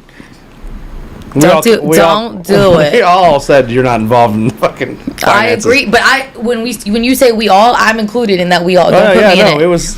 Don't put. It was the first unanimous decision that we about all had. Somebody That we all had. Yeah, even you voted against yourself. Don't do it. Don't do it. Well, it wasn't me, but it wasn't me voting against myself. It was if you give me the card, I'm gonna hurt all of us, and I don't want to do that. We're not. I ain't doing that because bitch, I would have been like, pull out my wallet and get the B&B card. Say, oh no, did I give the wrong credit card for my car payment, rent, and other bills that I did not pay? Yeah, not gonna happen. No, don't. But anyway, cut me the check. Back what I was saying is like 2.5 years ago when this happened, like we were all there when it happened. It happened on a Thursday. We were all playing D&D. And I told you like all the things I'm telling you now. Would you ever think that like 2.5 years later you have you started a business, you were sitting here talking, you talked to her last night, like I wouldn't have thought that. Time heals all wounds, and this should be a lesson to like anything else that happens in life. Yeah. That eventually. Because I will like marry my K-pop husband, so that's gonna it's all led me to that. So like. So you're still delusional. So that's cool. I'm glad to see the delusionalness hasn't because that's like the spunky part of you, Sarah. Yeah, say when 2.5 years from now when he gets married and you're not the person, it's gonna hurt again for another 2 years, and you're gonna have to get over it because No, it's gonna be me. It's not. No, it could 100% be me. It couldn't. The way you said that! Oh my god. It could. Sarah. One is gotta be you. Two is and then when he does meet you, he's gotta actually like you. Can I tell you? Did I tell you about Sly and my weight? No. Sly tried to guess my weight, and he goes, "I'm gonna tell you the full story." So Sly goes, "How much do you weigh?" And I was like, "Take a guess." And obviously I'm not gonna get offended by anything. You could say 250 pounds, and I'd be like, "Well, that's close." So Sly was like 145. I was like, "Nah, brother." And he goes, "Less?" And I was like, "Nah." And he goes, "I know, baby. I was just trying to be nice." And then the day before that, he posted. Sly weighs 240. So. Well, then he always, when I say that to him, he goes, "Yeah, but I got personality, and that counts." You have personality. Well, that's the only thing I have. It's personality. Who are you talking to? Dude, literally, you think that I'm in my league with Patty? No, I hit it out of the park with that one because that's all I have is personality. I'm funny as fuck, and I'll tell you I'm funny as fuck. No, I was saying. Who do you think's the funniest out of all of us? Business wise or D&D wise? D&D wise? Knock's got us beat. Because this motherfucker. That motherfucker gets me every. And you know what I realized today? I'm in the car. He breaks me every time. Brother, I'm in. No matter even if I'm not playing D&D, that man makes me laugh no matter what. I make you laugh just as much as he does. That's not true. Knock makes me laugh more frequently. You still make me laugh, but I laugh every sentence with Knock. Listen, you know what I realized? I'm sitting in the car with Cass, and she's telling me things about Knock, and I'm like, wow, we really don't actually know Knock. We just know his jokes. Do you know where Knock was born? No. Exactly. Do you know that Knock owns a house in the state that he was born in? He actually owns a house No. Yeah, he And was I born. think, and he's not even here. No! And I'm still laughing about it. That's what I'm saying. That's what I'm saying. Makes no sense. Bro, so I found out 2 days ago that he had a house, and you want to know why? Because he told me there was a sex dungeon in the basement of the house that he owns, and I said, what? I said, can we unpack that entire sentence right now? And so he shows me a video of him crawling underneath the house and just finding like not like an actual sex dungeon, but it was like a good enough space that you could actually walk around and actually make something out of it. And then I was like, wait a minute, like where is this? And he said Illinois. And I was like, you have a house in Illinois? And he goes, yeah, it's the house that I grew up in. It's mine. I actually own it. And I was like, what the fuck? So then today I'm in the car with Cass, and she's like, that's where Naki was born. And I was like, wait a minute, he wasn't born in Florida? And she's like, no, he was born in Illinois. She's sweet and innocent. And like she's so sweet. She's the sweet and innocent thing that we thought Knock was. He is not a sweet innocent little boy. He is not. He is not as sweet and innocent as we all thought. She actually is. She's the Knock that we thought we were getting. The sweet and innocent guy, the sweet and innocent person, and like she still is the sweet and innocent person. Knock's chaotic, but he's better about it than I am. Knock is one of the most ridiculous funny people that I know because he just doesn't. I don't think he's trying to be funny. It just comes out. It just spills out of his mouth, and you're just like, "What the fuck?" Because me, like, I'm trying to be funny because I'm saying like I say funny shit. Like I say, like fucking dad jokes, and I say fucking, like I try to be funny. I don't think Knock's trying to be funny. I just think he's trying to just. I don't. I think he's just living his life. He's just living his life, and we're all in it. We're side characters. Yeah, so we're all and we're just NPCs in Knock's life. And I think, dude. Oh, I don't need to yell into the mic. But listen, did you know? Oh, God, I don't want to. I'm gonna say it. Did you know? He does it anyway. He on the Bar Back Facebook page is consistently posting about O'Neal and tagging O'Neal in it with pictures. He hates O'Neal. With pictures. Today he's like, yeah, I posted about O'Neal again. And I was like, what? And he's like, yeah. And then he shows me the Facebook and it's pictures. And then he tags O'Neal and goes, O'Neal, just in case you need to know what it looks like. What it's supposed to look like. So he's like and he's confrontational as fuck. Yeah. And then Trevor comments underneath it and goes, these before and after pictures are better than porn. Trevor's an instigator. Oh God, yeah, that man. That motherfucker literally he lives for that kind of shit. I know, but anyway, business partner, the circle of business partners. Maybe you guys ruined him. I doubt that. I don't think we did. I highly doubt. Because, you know what I found out? Because the fact that Cass is telling us all this shit. I learned more things. Did you know Knock lived in Korea for 2 years? No. And did you know that he used to do like a bunch of hard shit? He doesn't tell us anything. Nothing, but we don't have time to get to know him. And I wonder if that's a strategy. I don't think even if we sat down as a fucking group to talk at a sushi restaurant to try to get to know him. Like me and you, like we've been to like Sushiyama and like sat there and like got to know each other. I still don't think he would talk about. I don't think that he would. He wouldn't be serious about it. No, and like half the shit he said, he'd be like, I'm Asian, so I was born in fucking whatever, and I'm just like, oh my God. Like, do you know what nationality he is? You know he's some sort of Asian, but do you know which one? That's racist. No, I'm asking you seriously. I just found this out like a couple days ago.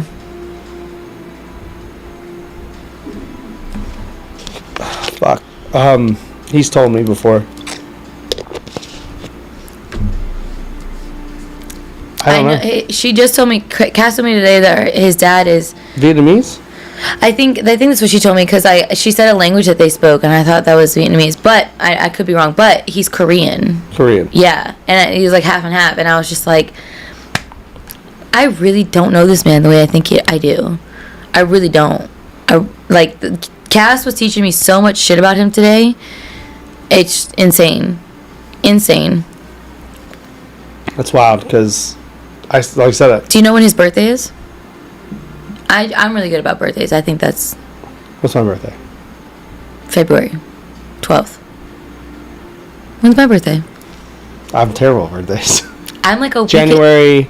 I'm like a week before you. Yeah, you're like January 20... Close. You're in there. Yeah, 20... 29th? Yes!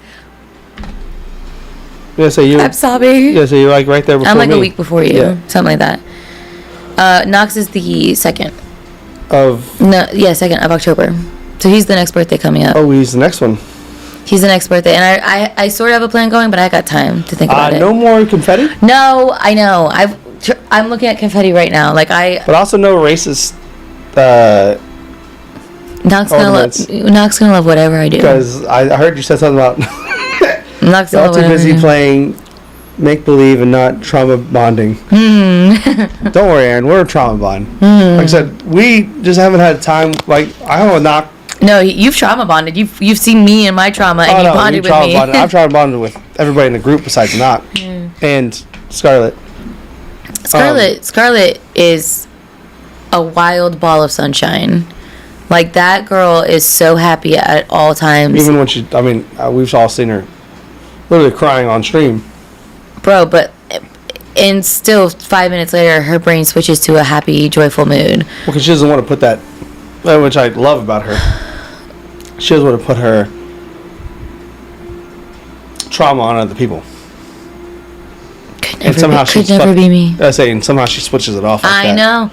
I really. I'm pretty good at that too. I'm excited to see her tomorrow. Are you? I am. I'm excited to see her. I miss the fan favorite. The singular fan favorite. The Bee Nut Honey said I was her favorite. That's 1-on-1. Okay, 1-on-1. So, haha. He would have recognized me if I was walking next to you. You're like, oh, you're Sarah. Yeah, no. Charlie. Well, you've had 2 characters because Mike killed the other one. Now, 3. No, but you're still alive. You're going to see your father, which is going to be a first for you. That bitch. That bitch took my dead body. She dragged my dead body. No, she healed you first. To 1 hit point. And, watch it be like. Revivify. But watch it be like. She put the dagger on me. I transported to wherever, and I fall. No, I fall. 1 hit point, dead. That's oh my god, I hate that man so much. Micah enjoys seeing me in pain, and he enjoys it even more if he's causing it. He's like, you know what? It'd be fun DM, so like traumatizing Sarah. He has reasons for his things. It just, I feel like the reason is to see you in pain. But you know who comforts me the most out of the 4 of us is Micah. Like if I tell him like, hey, this like I am upset about this, he'd be like, I think you're a wonderful person, but no one's gonna believe you if you say you say I said that. And I'm like, okay, cool. Like, but can you say that to other people so they know? Pizza. Chair pizza. Gotta love chair pizza. I love chair pizza. Micah said this is true. Micah, so he did admit it. Well, kind of. I don't think. Well, Micah doesn't know how to be an older sibling, and I think I'm teaching him that as he's like 50, 55 or whatever, pushing. Wow, Micah. She said I'm 52. Well, you are. You guys are 6 months apart. Yeah. So, you're 40. Still younger than you guys. You got to dye your hair just to make yourself look younger.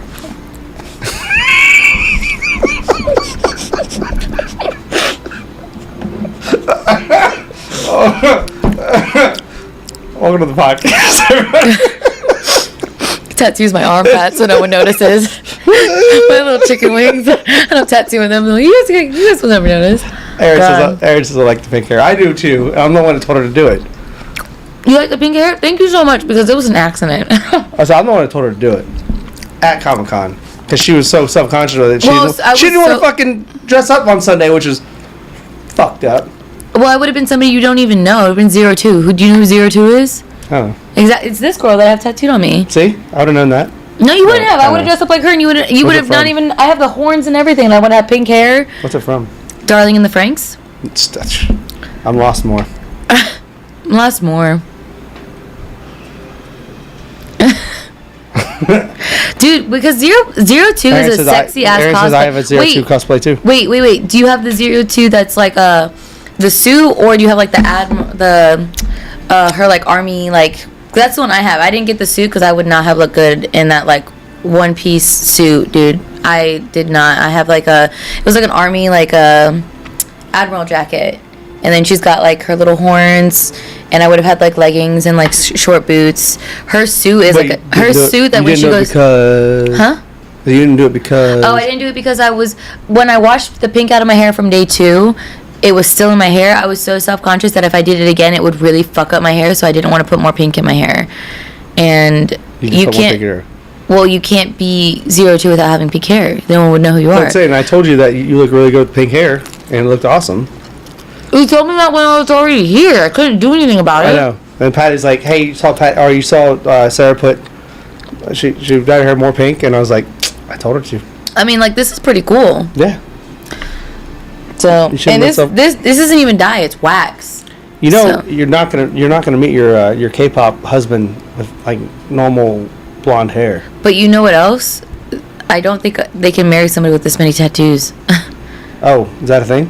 Yeah. Well, like, there's like, do you know who BTS is? Of course, that's the biggest K-pop group. Okay, because they're so big and that's like the critical role of K-pop. There you go. Because they're so big and have made so much money and have made such a name for themselves, they are allowed to get tattoos now, and that is such taboo. Like, you cannot have that. But my favorite, the hottest one, has like an eyebrow ring, a lip ring now. He's got full arm sleeves. Like, he's tatted up now. So give it time. Right. How much time do I got? Because this ain't gonna stay like this for another year. You know what I mean? Yeah, I'm going downhill fast, y'all. I mean, you are 40, so... I'm going downhill fast. I'm not going to make it. You know what I mean? And there's only so much personality that can go around. I want my K-pop husband to have a neck tattoo. There you go. I want mine to have a neck tattoo, too. Good God. So, Aaron, this was the first Comic-Con that people actually wanted to take pictures with me. Because how'd you feel? I had such a good... Because I know I've been to Comic-Con with Aaron and watched people take pictures with her and Justin. And, like, because Justin's... And me. Well, Justin's Spider-Man. Oh, he would make a perfect Peter Parker. He did. And, like, he handmade his costume. No way. So, like, he took a normal Spider-Man costume and he took the bubble paint and did every single line. No way. Like the texture of it. No, that's badass. So I went with him and her, and she was Venom. Oh, so, like, that's even more badass. Yeah, so people would walk up like, hey, can I take a picture with you too? And I'd be like, I'm here too. But so this is the first year that I ever went out. Like, you'd be taking the picture for them. Yeah, I would take the picture for them, and I would. And me and you were walking around, and people were like, hey, can I take a picture of you? And I'm like, me? I was such like a happy, giddy friend. Like, me? I was like, so happy everyone for take you. a picture of me. That's great. I was so happy for you. He said his Spider-Man suit has a pee-pee zipper. I saw. Yeah, I'm telling you, his Spider-Man suit's fucking awesome. Yeah. And it's like... I can't believe he took that much time to put, like, bubble on it. Yeah, it took him months. The texture would have been cool. And so, like, when I went with him, like, people always take a picture of him because he has, like, a fucking comic accurate... Your face paint was... I think your face paint's what did it. Like, if you had walked out without the face paint... What's funny is the people that we walked up to people beforehand, the Vex and... Percy. Who? The Vex and Percy cosplayers, and I was like, "Hey, I love y'all's costume. Like I'm Grog," and they're like, "No, whatever." And then I walked into it later with my face paint. They're like, "Oh my God, Grog! Let's take a picture together." So like, if it wasn't for me, really, like, where would you be? You know? It really did. It really did. Like, cause I was ready to say whatever because I didn't want to like sit there and get your face painted. Yeah. No, I didn't want to put you out. No way. Why would that put me out? Not like I was doing anything anyway. Well, I said then I realized we weren't doing shit, and I was like, "Can you just fake my face?" I'm so glad it turned out so good. And Patty was like, "Oh my God, she did such a great job." And I was like, "That was the longest we had to look at each other and like stare at each other in the eyes." I was like, "In your soul." And yeah, I'm like, please stop looking at me. But you're like, where else am I supposed to look? I was in your soul, and it freaked me out a little bit. Yeah, don't. You found it? It's in there. It's dark. Maybe that's why I get mine. Because I'm blind. It is. Oh God, I wouldn't recommend it. Anyway. Yeah, it is the Jeff cosplay era because that was fun. But it's really hard for me to find somebody that I think I'd make a good Kratos too because bald hair, beard. Well, that's why I try to always find cosplays that are blonde hair. Like Gojo, the first day, those bangs matched my white hair perfectly. I just didn't see the Gojo, but Did you see how many people stopped me? I did, and they were like, but Gojo, this is so cool. I didn't go to. I haven't been to second season or 0 yet, so I don't know. Oh, because you don't know the Gojo that I cosplayed as. Oh. I did not. Because your Gojo has the blindfold, right? Yes. Oh. So The Gojo that's tattooed on my leg has the glasses. That era is my favorite. So you look nothing like the Gojo I know. You have to in the second season. Did I tell you that I didn't tell you. So my 12-year-old nephew. Is this the one that's coming to watch the dog tomorrow? No, he's 18. 12-year-old who barely talks to anybody, just plays video games. He found out I watched JJK, and literally at my brother's birthday party or birthday dinner the other night, and he just started egging me with JJK questions and all this stuff, and I was like, listen, I'm only on season 1. You really should finish it, dude. I knew I you need really to, should. but I don't have time. What do you mean you don't have time? What time? When would you like me to finish JJK? Whenever. After this, go watch an episode and go to bed. We work tomorrow at 8 Go a.m. watch an episode and go to bed. Relax. 8 a.m. I have to be up at 6:45 in the morning. Whatever. So I can play D&D tomorrow. Whatever. Do you know how many hours of sleep I got last night? 2. I fell asleep at 7:30 and woke up at 9:30. You know how not healthy that is? Yeah, I know. I think I'm a little delusional. I don't even know if I'm actually here or not. That's you know what I mean? I like to do healthy things where I like to get as much sleep as I can. Dude, I closed with Ryan Crumpton last night and I told him about how I was going to be Wow. What? Aaron said the first half of the season 2 of JJK is the only good part. It's all good, but Aaron's right in saying it's it's the best part. I'm gonna finish 1 and I'm gonna go back and watch 0 and then you have to. Yeah, that's how the order goes. So the first part of season 2 is what I have tattooed. That's one of the panels I have tattooed on my thigh because I love JJK and I was a fan of it before I got it tattooed. But the beginning of season 2, fucking it cracks you a little bit. You know what I mean? So I fucking cracking. Well, I mean. Hello, but it really is so fucking good. It is so good because you see Gojo kind of still not no longer being a teacher, but he's the apprentice. So you see him go backwards. Yeah, you see him. Jeremy told me about that. You see him, and he's a lot more cocky and a lot more. But you also you see him with his best friend, and that's it's just different. You see a lot of trauma that happens to the characters and stuff like that. It's so good, dude. Which stems back to what we talked about at the beginning of this episode, and what shapes you as a person. It's crazy. Is not what you want at that time. You know, somebody asked me the other day because I made it a no parents joke, like I always do, and they asked me the other day. They were like, "Do you?" Oh, it was my sister. We were at dinner, and she was like, "Do you ever wish that you would you and your mom would reconcile things?" And I said no because not a firm no, but I would want her to know because she's not here how much better and happier my life is without her, and the people that I've met and the genuine relationships and love that I feel that I didn't feel growing up, which is so surreal to say, I guess, but I don't know. I asked my sister the opposite question because her dad is not there. Her dad's not present. And she said that she wouldn't want her dad to know anything. We're on the opposite ends of the spectrum. She's like, I wouldn't want her...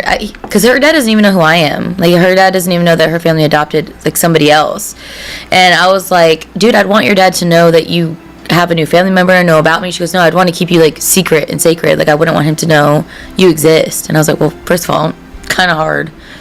Kind of hard to not know I'm in the room. Oh, God. But for real though, I'm the opposite. I'd want I think my mom stalks me on fake accounts because when I was in high school, she made fake accounts to stalk the other high schoolers that I went to high school with. So how is she that protective of you? But being that creepy? And then but not care now. I think she does stalk me. I think she does look at interact with me. Yeah, if you're creepy back then to find out who you're friends with. No, one day I came home and the first thing out of her mouth was, why did so-and-so break up? 2 high schoolers. Oh, God. And I was like, I didn't even know they broke up. What are you talking about? She goes, I saw it on Facebook. And I was like, I didn't even hear about it. I'm not even really friends with these 2 that you're even asking. They're the popular socialites of my high school, and I'm not even sure what the fuck you're talking about. Can we blow your mind? There was no Facebook There was no Facebook when I was in high school. That's probably why my mom was obsessed. Yeah, we had MySpace, and that was a newer thing. You'd be in my top 8. Thanks. Do you remember how dramatic that would be when you'd remove somebody from your top 8? Oh, it was the thing. Well, that's how you know there was beef with somebody. I say if you And then you put you change your profile song too. if you fought with somebody, like say like me and say me and Jeremy fought. And you took him off your top 8. I took him or off you the took top him from 2 like Patty's Point. You took him from 2 to like 6. Even stronger. If I took her from like 2 to 6, it's way more of like. It was such a fucking like. I think that's more of a power. It was a power move. That's more of a deep cut because it's like you now you have to work your way back up to 2 if you want to be at 2. If not, you're gonna get kicked off the list. Like what the fuck? It's not like an ex-girlfriend because an ex-girlfriend like you just kicked that bitch off the list. The bitch is gone and you change your fucking song to like a song that says fuck her or like a Creed song. Yeah, like I remember when me and my ex broke up in high school. She dropped out of my top 8 and I changed it to like what was the fucking song? It was a country song. Stop right now. Yeah, it was I'm not even know what you're gonna say. I don't even know. I got a brand new girlfriend who went and jumped off the deep end. Never heard that song before? No. I think I could name 3 country songs. And one of them is Let's Go Girls. Yes, country music was a lot on MySpace because that was a thing. But it was literally like after we broke up, I put that song on there, and she's like, "Really?" And I was like, "Yeah, go fuck yourself, dude." My mom. And I think that was the girl that I was talking about earlier in the episode with that's with her new man. Your UCF, whatever, girlfriend. But I ended up dating her best friend after that. But whole other thing to unpack. That's something. Yeah. I've never. No, I don't think I've ever dated one of my friend's exes. I feel like that's too much. But I have stayed in contact with my friend's exes if I was like mutual friends with them. Like I'm friends with Sly and Kim. I can't drop. I wouldn't drop either of them. Well, I knew Kim before. I knew Sly way before Sly. Yeah, but I love Sly. Do you know? Did I tell you that Sly came over to my house like at the beginning of this month? Took out all the furniture I wanted out of my house, all the furniture I didn't want. He helped me put up my TV in my living room. He taught me how to find the studs in the wall. He took me to Walmart to buy me without a stud finder. Yeah, he took me to, which Jeremy's done before. I told him, I said Jeremy Delaire taught me how to like do that. He took me to Walmart to buy me like tools for my house. He set me up to try to like be a successful adult and like taught me how to like when was this last month? This was the beginning of this month. So you're almost 40 and you were I was drill bitless. And now you didn't know how to be a fucking adult? Yep. Dude, Jeremy is the one that fucking hung up my TV twice for me. I'm proud of you. And both moves that he helped me with, he helped me take off my TV, put it back on. I wasn't doing that shit. I don't know how to do that shit. I've hung up every single TV for the last year. I just call you guys. Why the fuck would I do that? I call you guys. Hey, I need your help. And you could. And you would. Yeah. I know that. But so I wanted to like also show me. But anyway, I knew Kim way before that because I knew Kim with her ex-boyfriend back in like Beluga days. Beluga. So I still every time I see her I say hi. Like. Yeah. I think that's the extent though. I've never like. I would never hang. Like I've never like hung out. Like never. I don't have her number or anything like that. But like I knew her before him.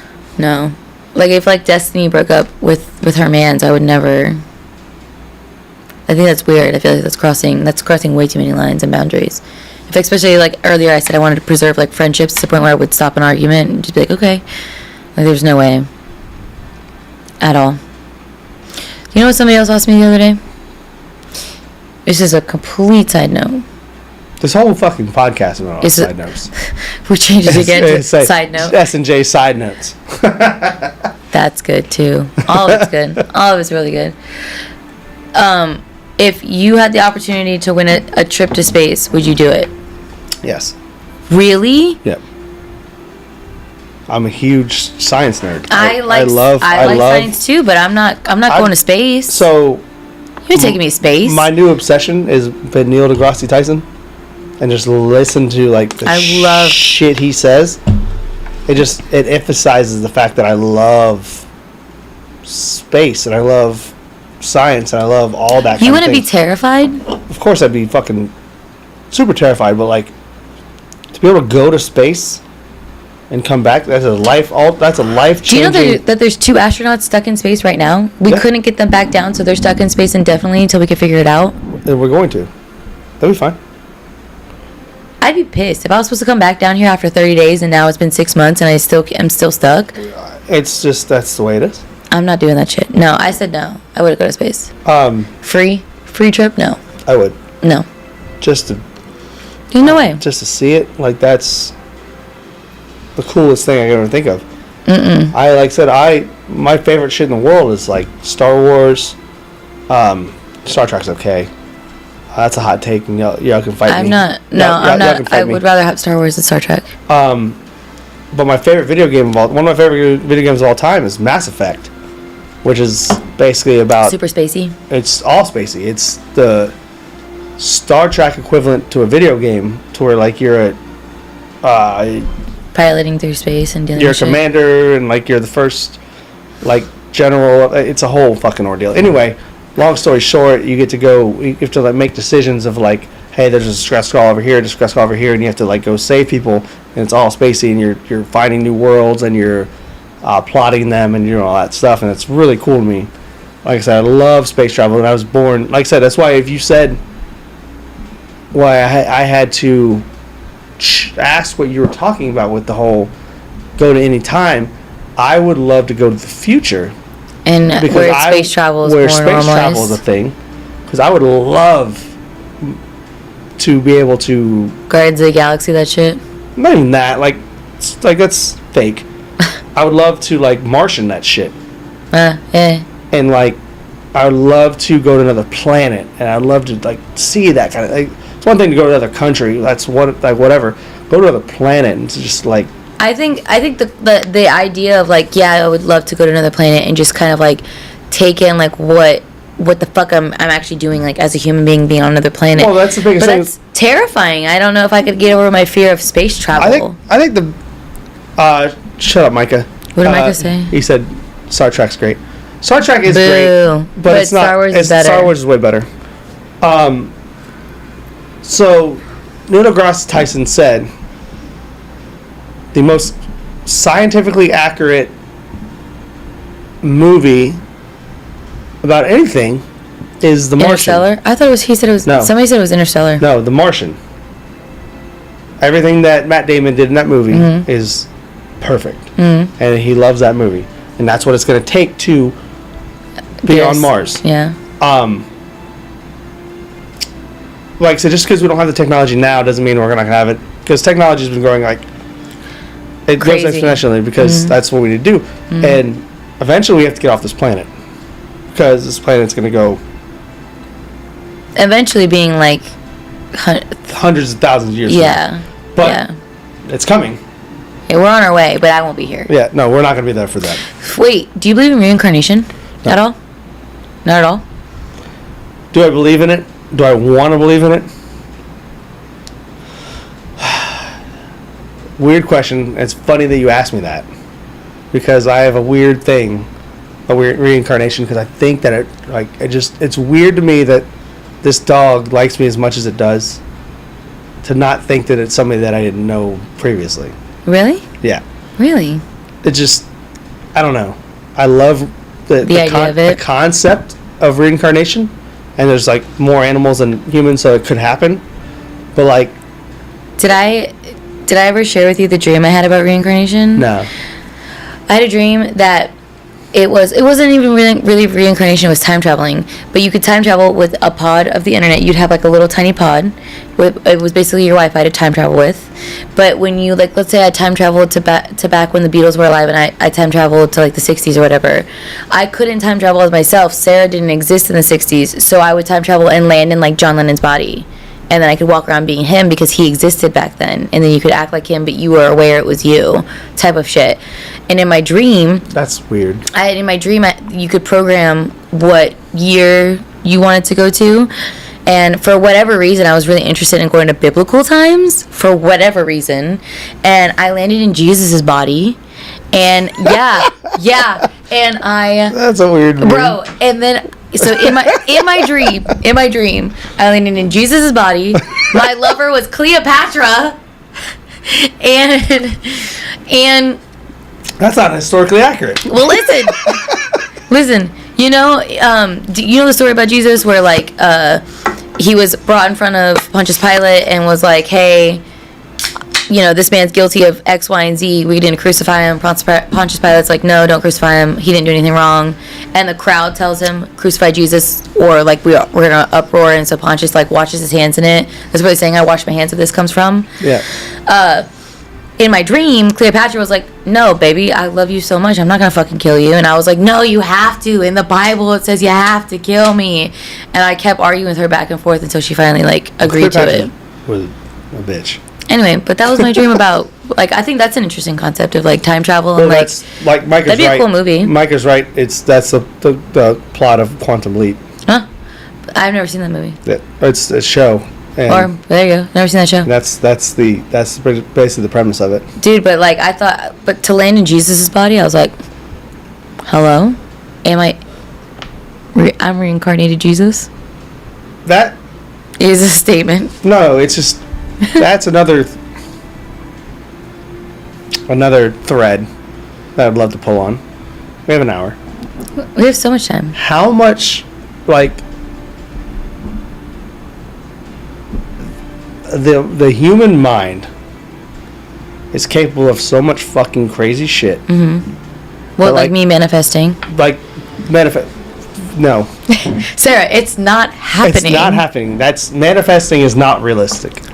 But you wait. In your mind, yeah, absolutely. You think it's realistic because your mind is so fucking it's so complex. My mind, specifically. I may have did some hallucinates when I was younger. That made me rethink of just how strong your mind is. Mm-hmm. To think of like what you see and like and what is actually happening. And our brains are so complex that do we even have a full understanding of like what the fuck's going on? No, and like I said, I'm watching like these scientific journals and all this shit. Like, your mind is so fucking like it's so hardwired to where it could. Do you believe in the statement like you can create your own reality? Like your mind is strong enough to help you create your own reality? No, but I because believe, like we all have our limits, type of shit. Yeah, we all have our limits. Well, mine limits like endless. I'm limitless, as they say. If you want to create your own limits, that's when you start getting the lady that sat in my bar today and like talked to herself. Was it Miss Linda? I don't know who Miss Linda is. Oh, okay. You keep going. Does she drink White Russians? Yep. She's not white? Black lady? Yep. Crazy. Yes. Schizophrenic. Yes. She yells. She screams and yells. Yeah, she was there today. Yeah. Miss Linda was there last night. She goes there for like 24 hours, leaves for an hour, and tips comes $1. back. If she tips. No, she tips me. She tips me every time. She's like, take this. Drinks White Russians. Had left half of it the second time. My first time ever dealing with her. But she was like, yeah, she was. Dude, Trixie stuck with her every weekend. She was talking to everybody. She always does. One time I was at a portable and she came up to Megan and touched Megan's butt, and then Megan's like, you know, going back and forth with her, and Megan makes a joke about like, oh, what's in that bag, Miss Linda? And Miss Linda hides it and she goes, wouldn't you like to know? And then starts beating the bag on a pillar. And I was like, I got him now. And then walked away. I watched it happen. Micah watched it happen. He was there. So Ren didn't know who she was either, because Ren? Yeah, because I was like this. She didn't say like this something that we know. She just said like, I was like, hey, your girl's back. She goes, oh, she's back. Ren's been there for Miss Linda plenty of times on Saturdays. I was like, this is the first time I dealt with her today. Miss Linda is a character. She's like this tall. Yeah. Yes, that's it, exactly. She had short hair this time. Short hair. Yes. She was just there last night. I was with her last night. Yeah, so she gave me $1 every time. She's something. And then like when she starts to scream, like she'll scream. No, she'll scream because she dances her ass off for the DJ too. She will dance her ass off. But when she screams at the bar, I have to like look at other guests and like be like, she's schizophrenic. You have to ignore her. She's irregular. So that's another thing off that with like the whole your mind is the craziest fucking thing on this planet. Just everything going through, it can just destroy you. Mm-hmm. Like I said, if it wasn't for me, going on the trip I went on, I would never have thought, like, 'cause I saw some things and like I thought it was real and all this stuff, but like I never would have, wasn't for that moment, I never would have thought how I wouldn't sympathize with something like that if I didn't know if it wasn't for that one moment when I did what I did. Well, because I feel like you're just so blinded, like you're just so la-di-da, like your day-to-day, like you don't self-reflect and be like, okay, well, first of all, I have something that's going on constantly, like neurons are firing at all times, even when I'm sleeping. You know what I mean? Like, I would say that's when you go into Jesus' body. This is where it all came from. Well, because I think maybe I am Jesus. All right, that's when we're gonna end it. I'm not trying to get struck by lightning here. And you went to Catholic school. I went to Christian school. Christian school. Yeah, for 10 years. So like, and I was raised 18 years. You're saying that shit? That's not cool. Jesus and I are homies. I have a Bible verse tattooed on me. I have Jesus' name tattooed on me. Is it Jesus or Jesus? No, it says Jesus wept. It's the shortest verse in the Bible. Jesus wept? Jesus wept, yeah. Because it's about, coincidentally, it's Jesus about the... Wepe. And that's where we're going to end the podcast. No, it's... Do you know anything about religion at all? Yeah. You weren't... I was born to make my own decisions. Like, but you weren't, like, you weren't forced to read the Bible. Like, Micah and I have probably read the Bible. My father... Hank was a goddamn, I say goddamn, so obviously I am who I am, was a choir boy and like literally was like that. But he didn't force it back on you. No, and I think like... My brother's an atheist. Yeah, I think I know Micah's one of the only people that I can relate to when it comes to like being a former like super religious person.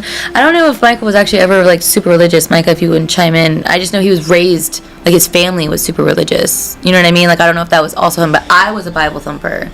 Like I like literally was like head of like youth groups and shit like that, going on fucking mission trips and whatever, thinking I was like saving people, and I was screaming in streets and shit. Like I was wilding out on Jesus. Let's say I was the opposite, where I was raised to believe and do what I want, and I still went to like voluntary Bible study before football games, and I still did things that I wanted to do. Well, I think there are some like good qualities and aspects to take from the Bible. Like for example, the Bible verse that I have tattooed on my wrist is... Micah said he was also a Bible thumper. Yeah, okay, then yeah. Because I know that Micah came from a super religious family, hence Micah, like that's a book in the Bible. So is Jeffrey's pretty biblical. Jeffrey? Yeah, Jeffrey's in the Bible, isn't it? No? I don't think so. I thought it was. Is it Micah? I don't think so. Jeffrey? I was like the girl outside of Comic-Con. Yes, that was me, Micah. Micah and I had to pull Micah away because Micah, I think, gets a little bit more irate and wants to embarrass these people more than I do. I just walk away from these people. God damn it, Micah. What? He said Jeff is not. No, I don't think so. I don't think so. That was Jeremy? I don't know. Jeremiah? That's in the Bible. But anyway, I think there's a lot of good things to take from the Bible, but not full force take over your life type shit. What? Aaron said Jeffrey is Mary's baby dad. The real father of Jesus. Yeah. Yeah. All right, Mary. Anyway, so was this after Saturday? What'd you say to me? Punch shit in my face? No, was this after Saturday with the whole thing outside? So okay. Micah and I wasn't there. No, Micah and I are walking out, and there's a woman screaming in the streets with a sign and a microphone, but there's like like when we walked away from this one woman to go to our car, there was another group of them, and like they defiled like property and they wrote they spray painted Jesus on like the crosswalkways where you have to push the button and wait to walk. They fucking wrote Jesus' name, and I was like, that's against the law. Like you're not supposed to do that. Like Jesus is above the law, lady. Bro, but there was this woman. She was clearly a dumbass, like, and not like truly educated in like the word, because she was quoting Bible verses but wrong. Like Micah and I haven't read the Bible in so long, but she started quoting something, but it wasn't right at all. But we knew what she was trying to say. But we were like, the verse goes like this, and we're like, This is this is what the Bible verse says. Or she was like, you're disguising and dressed up as something you're not. Yeah, you're at fucking Comic-Con, you dumb bitch. Like, what are we talking about here? And then they're talking about God humbling people. Like, God will humble you so quick. Step out of your pride. And I think like she also was like insinuating like your pride and then like pride. Oh. Yeah. Because you have a lot of LGBT that go to LGBTQIA whatever the AFGA. A lot? It's like 90%. It's like 100%. Is it because you're confused about the stray kid that we showed that you? That one guy has literally just got me good. It really got you. He's hot. He's hot. I know. I'm gonna start sending you random pictures of him. Like every time I find a really good picture, I'm just gonna send it to you. Listen, I've not once ever been against the LGBTQ. No, I don't think you have. I've never felt like you were prejudiced against me. I've never, not once, hated them. Like I said, I might be on the other side of the political spectrum. Patty's part of it. Yeah, I might be on the political spectrum, like the other side. Doesn't mean like your sexuality has nothing to do with politics. Nothing to do with politics. Nothing. I really this might be like people might not like this, but like I've heard people say like my president could be gay, and that doesn't bother me at all. My president could literally have a husband sucking dick in the back, but if he's making the correct political decisions to run this country, what the fuck does that matter to me what you do? Exactly. What do I care that you have a husband or wife? If it came out that if he was hurting somebody or hurting like a minor or something, that's fucking different. I'm talking about like I don't want to say if it turned out like Donald Trump was gay. I wouldn't. That doesn't sway how I feel about him. Regardless. Not even a little bit. Like, no, that has nothing to do with like you and I. I think I would assume that we sit on opposite spectrums of like how we view Donald Trump. Yeah, absolutely. But you telling me like if he was gay still doesn't change my opinion or anything about. Not a little bit. No, you could tell me Dwayne The Rock Johnson was gay, and I'd still be like, I kind of think he's cooler for that. I stand in this weird thing. I think everybody's a little gay. Is it because you saw the Stray Kids? You're starting to. There's other things. I got him, boys. I got him. No. I got him, boys. But no, the guy's hot. I mean, if you're wondering who we're talking about, just Google Felix from Stray Kids. Felix from Stray Kids had me questions and things. Woo! Where's Jeremy when I need him? He was here when it all happened. Yeah, I know. Where's Jeremy right now when I need him? It's whatever. Like I said, there's country songs. Like you love who you love. And it's not my business. It should never be. It's not like nothing. As long as you're not harming anybody else. Like that, if you're not harming me, which there's no way that you loving somebody would harm me. So I have no qualms about it at all. Qualms about you loving who you love. Has nothing to do with it. No. I never understood. I don't understand, and that's something that is weird about this whole situation. You're the Bible thumper, and then I'm the other side of it. But we stand the same. We stand the same. But I think so. Here's why I think we stand the same because what? Aaron says Dwayne is a power bottom. Oh, dude. Big time. She knows. Yeah. She knows. I think we stand the same because I grew up and I couldn't admit I thought women were like sexually attractive. Like that's something I couldn't say. Who doesn't think that? But But I also when I got out of my religion, and if you realize and recognize all the like men shall not lay with men type bullshit, that's in the Old Testament. In the Old Testament, it's technically supposed to be null and void. After Jesus was crucified, the Old Testament, because you know what else is a sin? Planting corn next to onions. You can't plant crops that aren't the same next to one another. Do you know that the first Olympic Games was naked and wrestling was like the biggest thing? Oh, dude. Well, I mean, so many other Greeks, kids, Romans, like all these other societies. Do you know that it wasn't frowned upon for in the Greek society, one of the higher ups to have male lovers as long as he was the top, because technically he was still penetrating somebody. But it didn't matter if it was male or female. That didn't matter.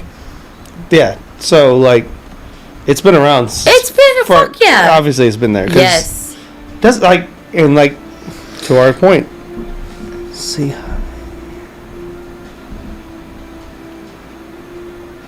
What are you reading? She said, "I'll see one hot man a year. Every woman I see in the grocery store is a 10 out of 10." Aaron said that. I see more hot women than I see hot men. Of course, because I had this women are. I was walking at a more Comic-Con on attractive. Sunday, like sweating my ass off in that skirt that I kept pulling down. I was like, this is the wrong day to wear a fucking skirt. And this woman, like, as I'm walking down the hill to meet you at your truck for the first time, this woman rolled down her window and she was so pretty. And like when I saw her roll down her window, I kind of just kept like if she was like this, I kept walking, and she rolled down her window, and I like glanced and I kept walking. She's like, "I think you're so pretty," and I stopped. I was like, "I think you're so pretty," and I just kept going. And I'm like, I gotta go. Like I think I see more hot women than I see hot men. Of course, because women are more attractive than men. We are. We're Besides cool. that one guy. Felix. I'm Felix. Felix is prettier than all the women I know. Not all of them. A lot of them. Name a prettier woman. Well, don't. They Patty, don't do that. But you Don't do have to that. say Patty. But Don't do that. don't. Did you say don't do that? Don't do that. Oh my God! Don't do that. Don't do that. Don't put me in that. No, we're not. We're not Don't going put me. that. We're not going- Don't put that juju on No, me. don't put that juju on me. This is gonna be on the internet forever. Our reputation's out the Yeah, window. I say, just yeah. These should be in a secret archive somewhere. No, they're gonna be right on our. I think these are. right on our I think live. these are more interesting than you and Our fucking. live journal. These are like our monthly diaries of like what's going on in our group and our lives. Yeah, and I no, think that's like, for example, Jeremy just came back from New York and he had a, from what I saw. Oh my God, Jeffrey, did you see the group text about you that he fucking posted? It was not a. It was my sash. I thought you were gonna say sack. And I was like, I don't want to hear it. I literally kept being like, if I could delete this. I'm standing there. I just don't understand. I don't understand how you took. I don't understand where the misconnect came. What do you mean? It was it was my sash coming behind my butt. It was underneath my leg. It's it's my neck thing. That's not what he's talking about, Yes, Jeffrey. it is. No. Go look at it. I don't want to look at it again, but here I Because go. you need to look at it. I don't understand where the disconnect came. I don't understand where you went off the fucking rail. No, I don't want to. It was the. I'm standing there. It's the. But the I'm my standing my there. sash my Comic-Con sash was going behind me. Guys, if you saw this picture. And he said it was my penis, and then, like, it was not. It was a sash. You went off the rails and saying, like, I don't want to make jokes about this. I don't. I just don't understand. What do you mean you don't understand? It doesn't- His jokes about that, I'm like, oh, Jeremy, why'd you have to do that? Send it in privately. I don't want to see this shit. But it doesn't. It wasn't my penis. It was a fucking. I know It was it a piece of cloth. Do you really think I thought that was your penis? Yes, because the way you acted. The way you acted was very weird. Because that's weird to put it in that text message. It was hilarious. He was drunk and it was funny. I love when Jeremy drunk texts. You know who drunk texted me the other day and it was hilarious? Sly. He goes, "Oh God." So Daddy's a little drunk. And I'm like, oh my God. And he sends me pictures of Brittany and him with P. He's on vacation. Like, he was asking how Lobby Bar was because he wasn't there that day. And I was just like, oh my, like, I love getting drunk texts from my friends. What are you reading? Aaron said there's no hot men. Well, I think she's got a point, and I think that's a very controversial point, but Felix. Well, besides Felix, if you don't think Felix is hot, then you need to Get your eyes checked. get your eyes checked, because before he talked, I was like, And he talks like this. and he talks like he's from He's got Australia. a really deep voice. And it's, Oh, that's spicy. That is spicy. I was very confused. I'm when he sweating from the started other side of the camera. oh my God. No, drunk texts are great. Like I said, you took it very Dude, extreme. But I also was standing right there with Selena. Who's Selena? One of the cocktail, like one of the night cocktail servers. Okay, then She's just a precious little baby. you thought Knock was a little baby. Knock is not a baby. This girl is. This girl's a sweet, innocent little girl. I know Selena, Yeah. Okay. She's cute. but Shut up. she's seen a penis before. Well, and that wasn't. And it wasn't a penis. It was cloth. Stupid. Anyway. Mine's bigger. Anyway, let's Hey, nerd. Oh, nerd. Anyway. That's like me, like, sending pictures of, like photo shoots. Like, if I had photo shoots and I send it in the group chat, I was like, look at these pictures of me, guys. You'd be like, you're gross, Sarah. Get the fuck out of here. But it wasn't that. It was Comic-Con picture, and it was not. It was a fucking piece of cloth. Nothing had to do with my penis. I don't understand why. I don't want to make jokes about your dick. I know, but like, it wasn't my dick. Like, it would, if you would have zoomed in and said, look at this bulge, then I would have said, okay, that's uncomfortable. But Okay, then we're getting in the uncomfortable zone. But like, it was a cloth that you put behind me that was hanging. You did this. You did it. First of all, if I didn't do what I did, you wouldn't have got so many pictures. So who's complaining now? Go on. What is it? I keep moving back and forth between the chat and like a list of like topics that I want to ask you. Okay, next question. So if you were to have a movie played out about your life, are you listening? Yep. No, I'm. If you were to have a movie played out about your life, who would be the actor that you would want to play you? And it needs to, you can't say Dwayne "The Rock" Johnson. It needs to be like an actor that could realistically depict Jeffrey Joseph Corns. This Florida swamp white boy that's been shaving his head since he was 8. Florida swamp, I love that. No gators. Stupid. The greatest place on earth is the swamp. Oh my god, the musty ass, mosquito infested. I'm getting eaten alive just sitting at your house. You can't get her done if you never got her dead. Let's go, boy. Okay. Stupid, I almost pissed myself. I almost just pissed myself. I can't. I really can't tolerate you. Go on. I know. This is why we're doing this. You know what I couldn't tolerate all weekend? Knock. Back on that, but go ahead. Knock just Knock does really, his own thing. And I kept like, telling and he Cash just looks at you over. like this. Okay. What? I almost strangled him at one point. And I told Cass, I was like, I don't know how you do it. And she's like, yeah, this is what I deal with all the time. I was like, you're so nonchalant because I would have murdered this man over and over again. He is not a sweet, innocent little boy. No, he's not. She's a sweet, innocent girl. Yeah. Anyway, what actor would you pick? What actor would I pick? I know, because I thought about this on my way here, like because I was ready to have this an is answer. a hard Well, like, here's question. my answer. My answer would be, I think an obvious, well, I shouldn't say obvious, good For lord. me or for you? For me. Okay. I would have Lady Gaga play me, only because I get that she looks like me all the time. But if I wanted somebody to depict me being crazy, She's a great actress. I think she did amazing. I'm excited to see her in the Joker. See how that Me goes. too. I wasn't a big fan of the first Joker. It traumatized me to where I had to walk out of the theater twice. That's what I'm saying. I'd not. Like there was things happening in the movie that really like made me like really like struck a chord with me that I had to walk out, collect myself, and walk back in. That's what I Like was people like. making fun of him on the bus, like that, like and like him being so misunderstood because of a mental illness. Like I could not emotionally, mentally handle that. I can't watch that movie again. I'll watch the second one once. I've watched it once. I've never watched it again. I don't want to watch it again. It like really bothered me. But that's what like, it's supposed to make you uncomfortable. That's the point of it. That's how he becomes the Joker. But it shows you how shitty people are because that shit happens all the time. Yes, but that's what But what shaped him. But those are the same people. Those are the same people that. That's what the episode should be. Those are the same people What that shapes you. shit on other people for loving who they love. Like those are the people that like they have to. And there's more of them than there are good people. Isn't that crazy? They have to go out of their way to make you feel uncomfortable because they're not happy with who they are. Mm-hmm. And I think that's bullshit. And you should be happy with who you are. And that's the only thing. The only thing in the world you can control is how you feel about yourself. How you feel about yourself and how you treat other people. Oh yeah, that's a good one. How you treat other people, because I think a lot of people just because you know me, innately like I go out of my way to. I want to be liked. Well, I think everybody wants to be liked to an extent. To an extent. Like you are.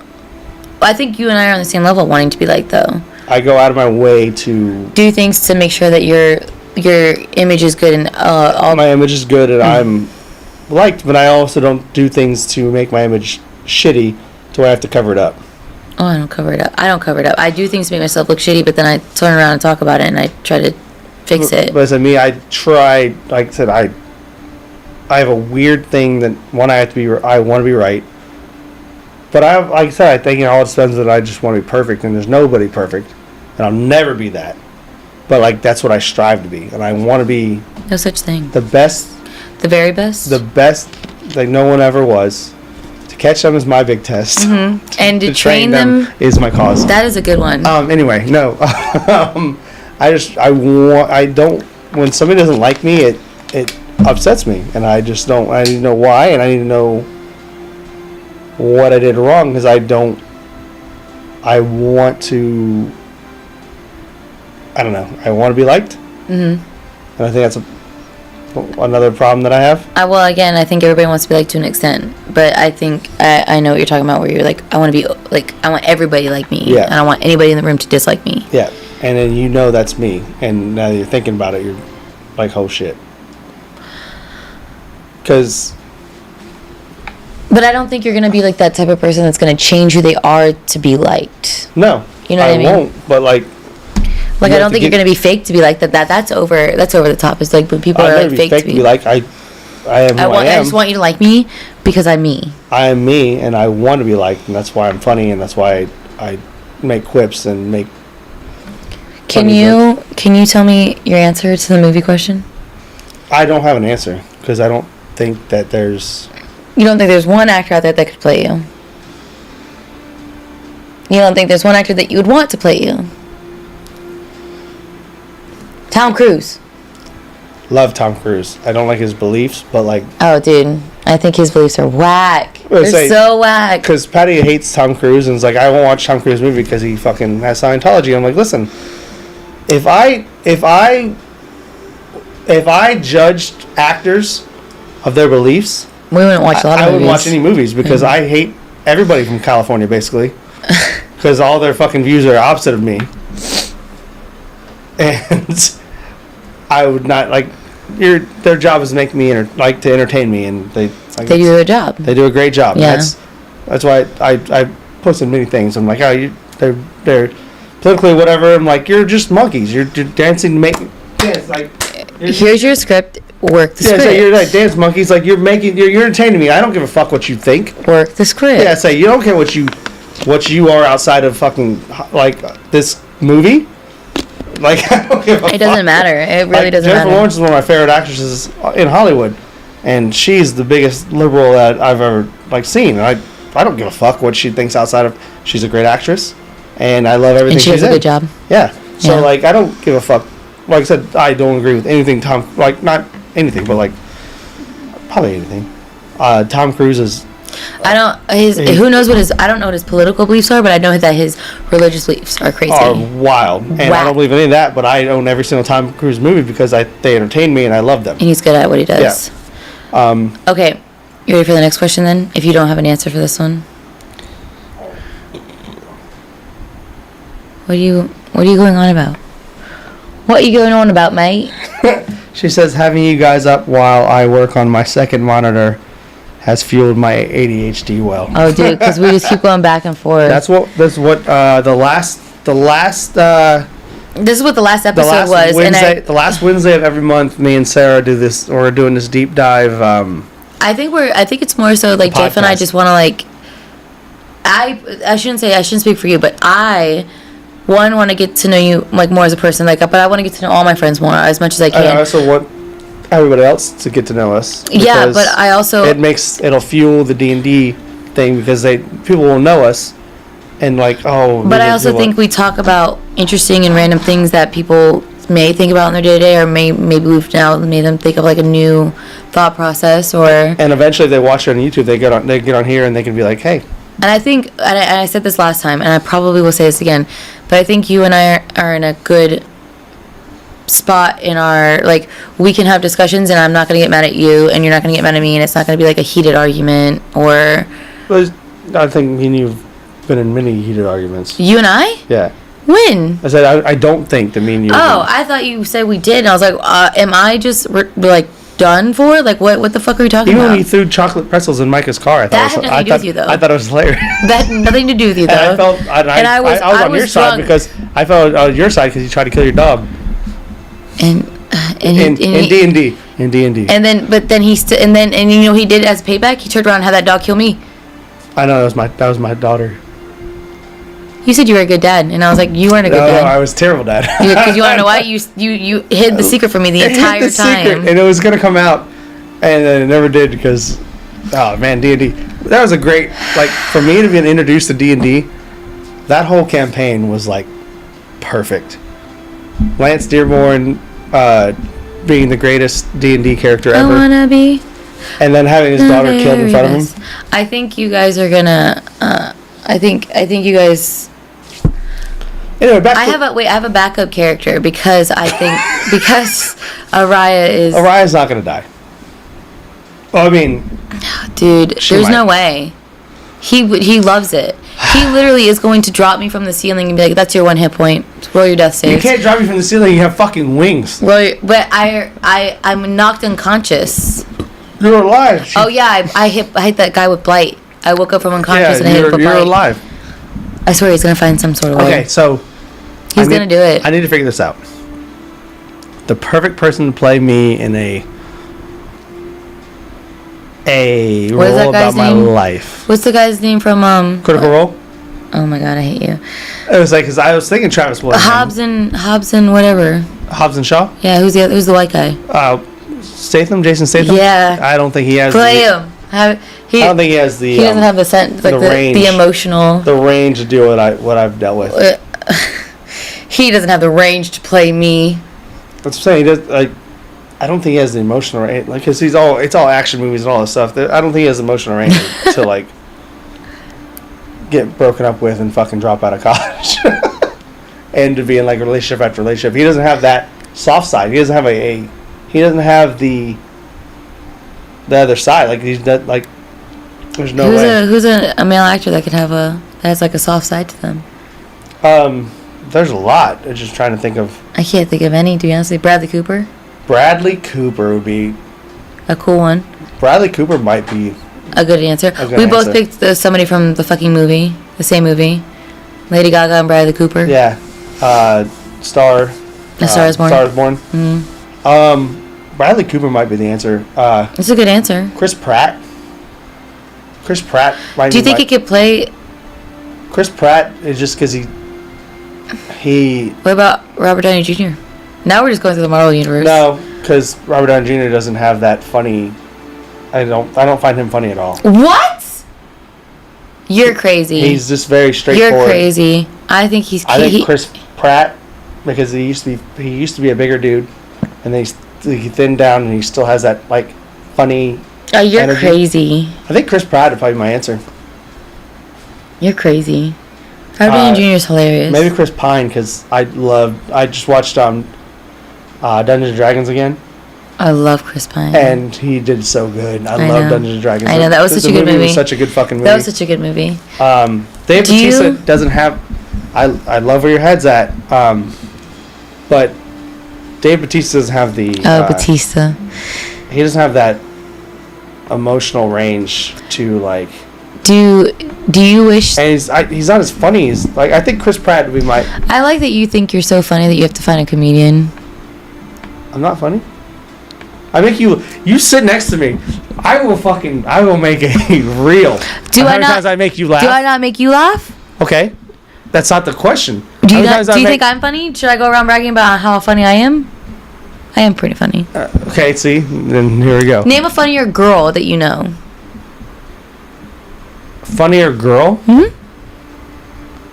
Oh man, Destiny makes me laugh like Destiny? The stupidest fucking things in the world. I would take that L so quick because Destiny makes me laugh so fucking hard. Even at work, she used to make me laugh, but like sitting next to her on this fucking table, brother, she would just like she just says shit and like I'll take that L because she makes me laugh so hard. She came to my house. I told you I brought you the cupcakes. She came to my house and had a sleepover, and my God, like we cackle, laugh at each other. I say Destiny's probably one of the funniest people I've ever met. She's so fucking funny, and she's hot. I mean, there's that too, but funny and hot. Sitting next to her, just she says some of the fucking funniest shit. I know. Below her breath for like where nobody else hears it but me, and I'm fucking dying. I love her so much. And then you look at us like we're laughing, like we're fucking dying. Yeah, and then like they blame me for all the talking that happens out there, and it's you two. You're laughing, but it's great. True. It's you great. two. And Micah and Jeremy were on my ass one day about shutting the fuck up on the side, and I was like, it's not me. Rewind the tapes. Rewind the tapes. It's those two cackling at each other. Because I make her laugh too, and it's. This is the omission, everybody, for Jeremy and Micah that are listening. This is him admitting it. It's him, not me. We're funny together. But you know, Knock and I just sit here and randomly play games with each other when we're not doing anything. Dude, you got games on your phone? That was me and Knock on Friday. You got any games on your phone? We were sitting in the back seat. Knock's ADHD comes strong at some points. It's got a chokehold on him. Okay, next question. If another one? Yeah, of course. I got a list of questions. Well, do you have any questions for me that you want to talk about? No, keep going. Exactly. I didn't think you could. Yeah, I have to pee too. Do you want to go first? Or do you want to wait it out? You got 25 minutes. 25 minutes with my bladders. Go. I can entertain people. I can entertain the masses. I know that you're nervous when I leave the room, but I'm not nervous when you leave the room. I haven't left yet. This is the first time I've left. I know, but you're like, I hate when you're alone on the stream. I do hate when, especially when a stream that has to do with just us talking. Oh, what? So what? You could just tell them a story. Every time we enter the garage, there's River Girl. She sits right at the bottom of the door, and I always screech every time I come in. And I'm one of River's favorite people. Oh, she hears me. I can hear her. Look at her. Look at your baby. I'm one of River's favorite people that comes to visit. Even though my dog is a crackhead, and this household will never see her again. I got in an argument with Jeff because I thought my dog was better in the sense of she was better trained. She is not. She's a menace. She tore this house apart last Thursday, and I had to spend money to buy them new cookware, River new toys. It was a mess. My dog took a shit in this house as if that's a normal thing for her to do, because it's not. Let's see. Oh, I got a new cat since the last time this stream was here. I was taking my dog to her dog sitter, and I heard meowing underneath a tree, and I was like, oh my god, a cat. Cats know I'm a dog person. They never let me go pet them. Go over to the cat, and the cat's meowing at me. I'm like, oh my god, this is the closest a cat has really ever let me get to it. And I noticed that it's in a fire ant pile, and I was freaking out. So I go inside my house, grab a towel, pick up the cat, clean it off as best as I can, and put it inside my house. And I called my dog sitter, and I told her what was happening, and she went over and bought the cat a litter box and food and whatever. Yeah, because I was like, I've got a cat since you guys last saw me. And so I thought it was a boy. I clearly don't know anything about cats. That's really easy to figure out when they're that young. Well, she's 8 months. She's 8 months old. Anyway, I thought so. I say she's 8 months. You should be able to. I got nothing for you guys, but I thought it was a boy. If it was a boy, the balls would be really big. I have no idea, guys. So anyway, took it to the vet. Got it checked out. It's a girl. I got the blood work done to make sure that she doesn't give me or my dog rabies or whatever else street cats have. And her name is Wolfgang. As a girl? Well, I thought it was a boy, and I named him Wolfgang. Welcome to my life. And so I have Kenny. Well, then Jasper's a boy name. So I was like, let's just keep that theme going. You know what I mean? Well, I have Kenny, who's a girl. Kenny's a girl? Yeah. Did you know Kenny was a girl? No. So you named her Kenny before you knew she was a girl? Mm-hmm. We named her Kenny from South Park. I know. Shut up, Kenny!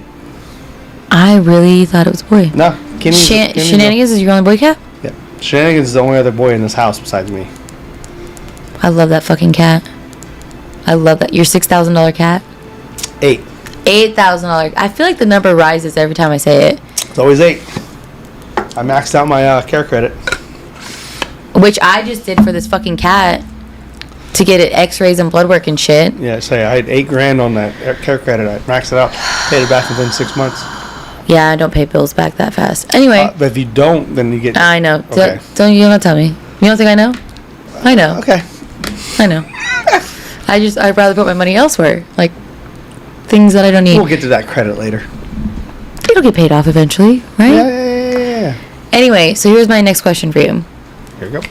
And I don't have to pee now, so I can actually fully think about Focus. it. Yeah. Instead of thinking about your bladder. I was dying there for a second. I'm sorry. Well, I entertain the masses with my cat story. Anyway. I would like to meet your new cat because I love. Oh, dude, I call her Wolfgang Wobbles. Dude, Knock came over today and he was like, Cass, you met the cat. It's a drunk cat because she wobbles. She acts like she's fucking drunk. But I took it to make sure that she didn't have any hip problems, spine problems. They did x-rays. Nothing came back good. Nothing came back bad. So, I don't know. She literally, like, walks like she's drunk and has problems. But everything came back good. Everything came back positive or like negative on the like check? Everything, yeah. So you told them yeah. Oh yeah. They watched her walk. I put her on the floor and I walked to the other side of the room and she walked to me and she was like walking like she was fucking drunk. And they thought she had a broken hip. And then when they did the X-ray, they were like, no, her hips are in place. Her spine's fine. Nothing's wrong with her knees or anything like that. You missed a perfect opportunity. Her name should be Jessica. That's YAS. And not what you think. I was not naming my cat that fucking Jessica. name. I thought about the drunken monk. You know what?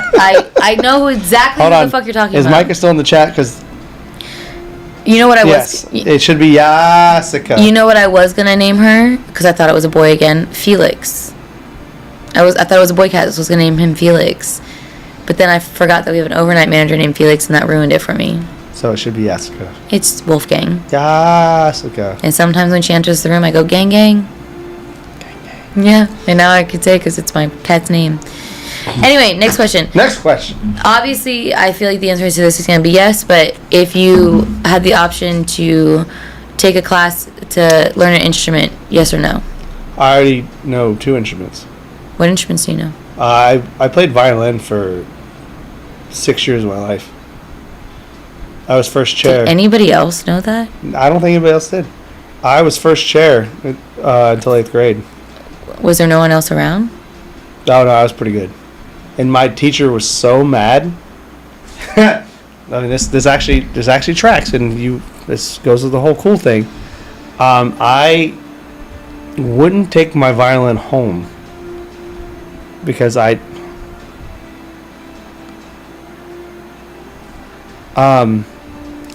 Micah did know that I had played violin. Shut up, Micah. Did you know Micah plays the fuck off? Aaron said I played skin flute. That's why. I got Is tagged. that the second instrument you're going to say? I got tagged for a sex word. I'll allow it because it's hilarious. Allow it. Who gives a shit? Is that the second instrument that you play? No. Oh, So I played the violin. And I was really good, but I never took my violin home to practice because I didn't want to be seen on the bus with a violin. Even though all the people I knew I played the violin, I just never took it home.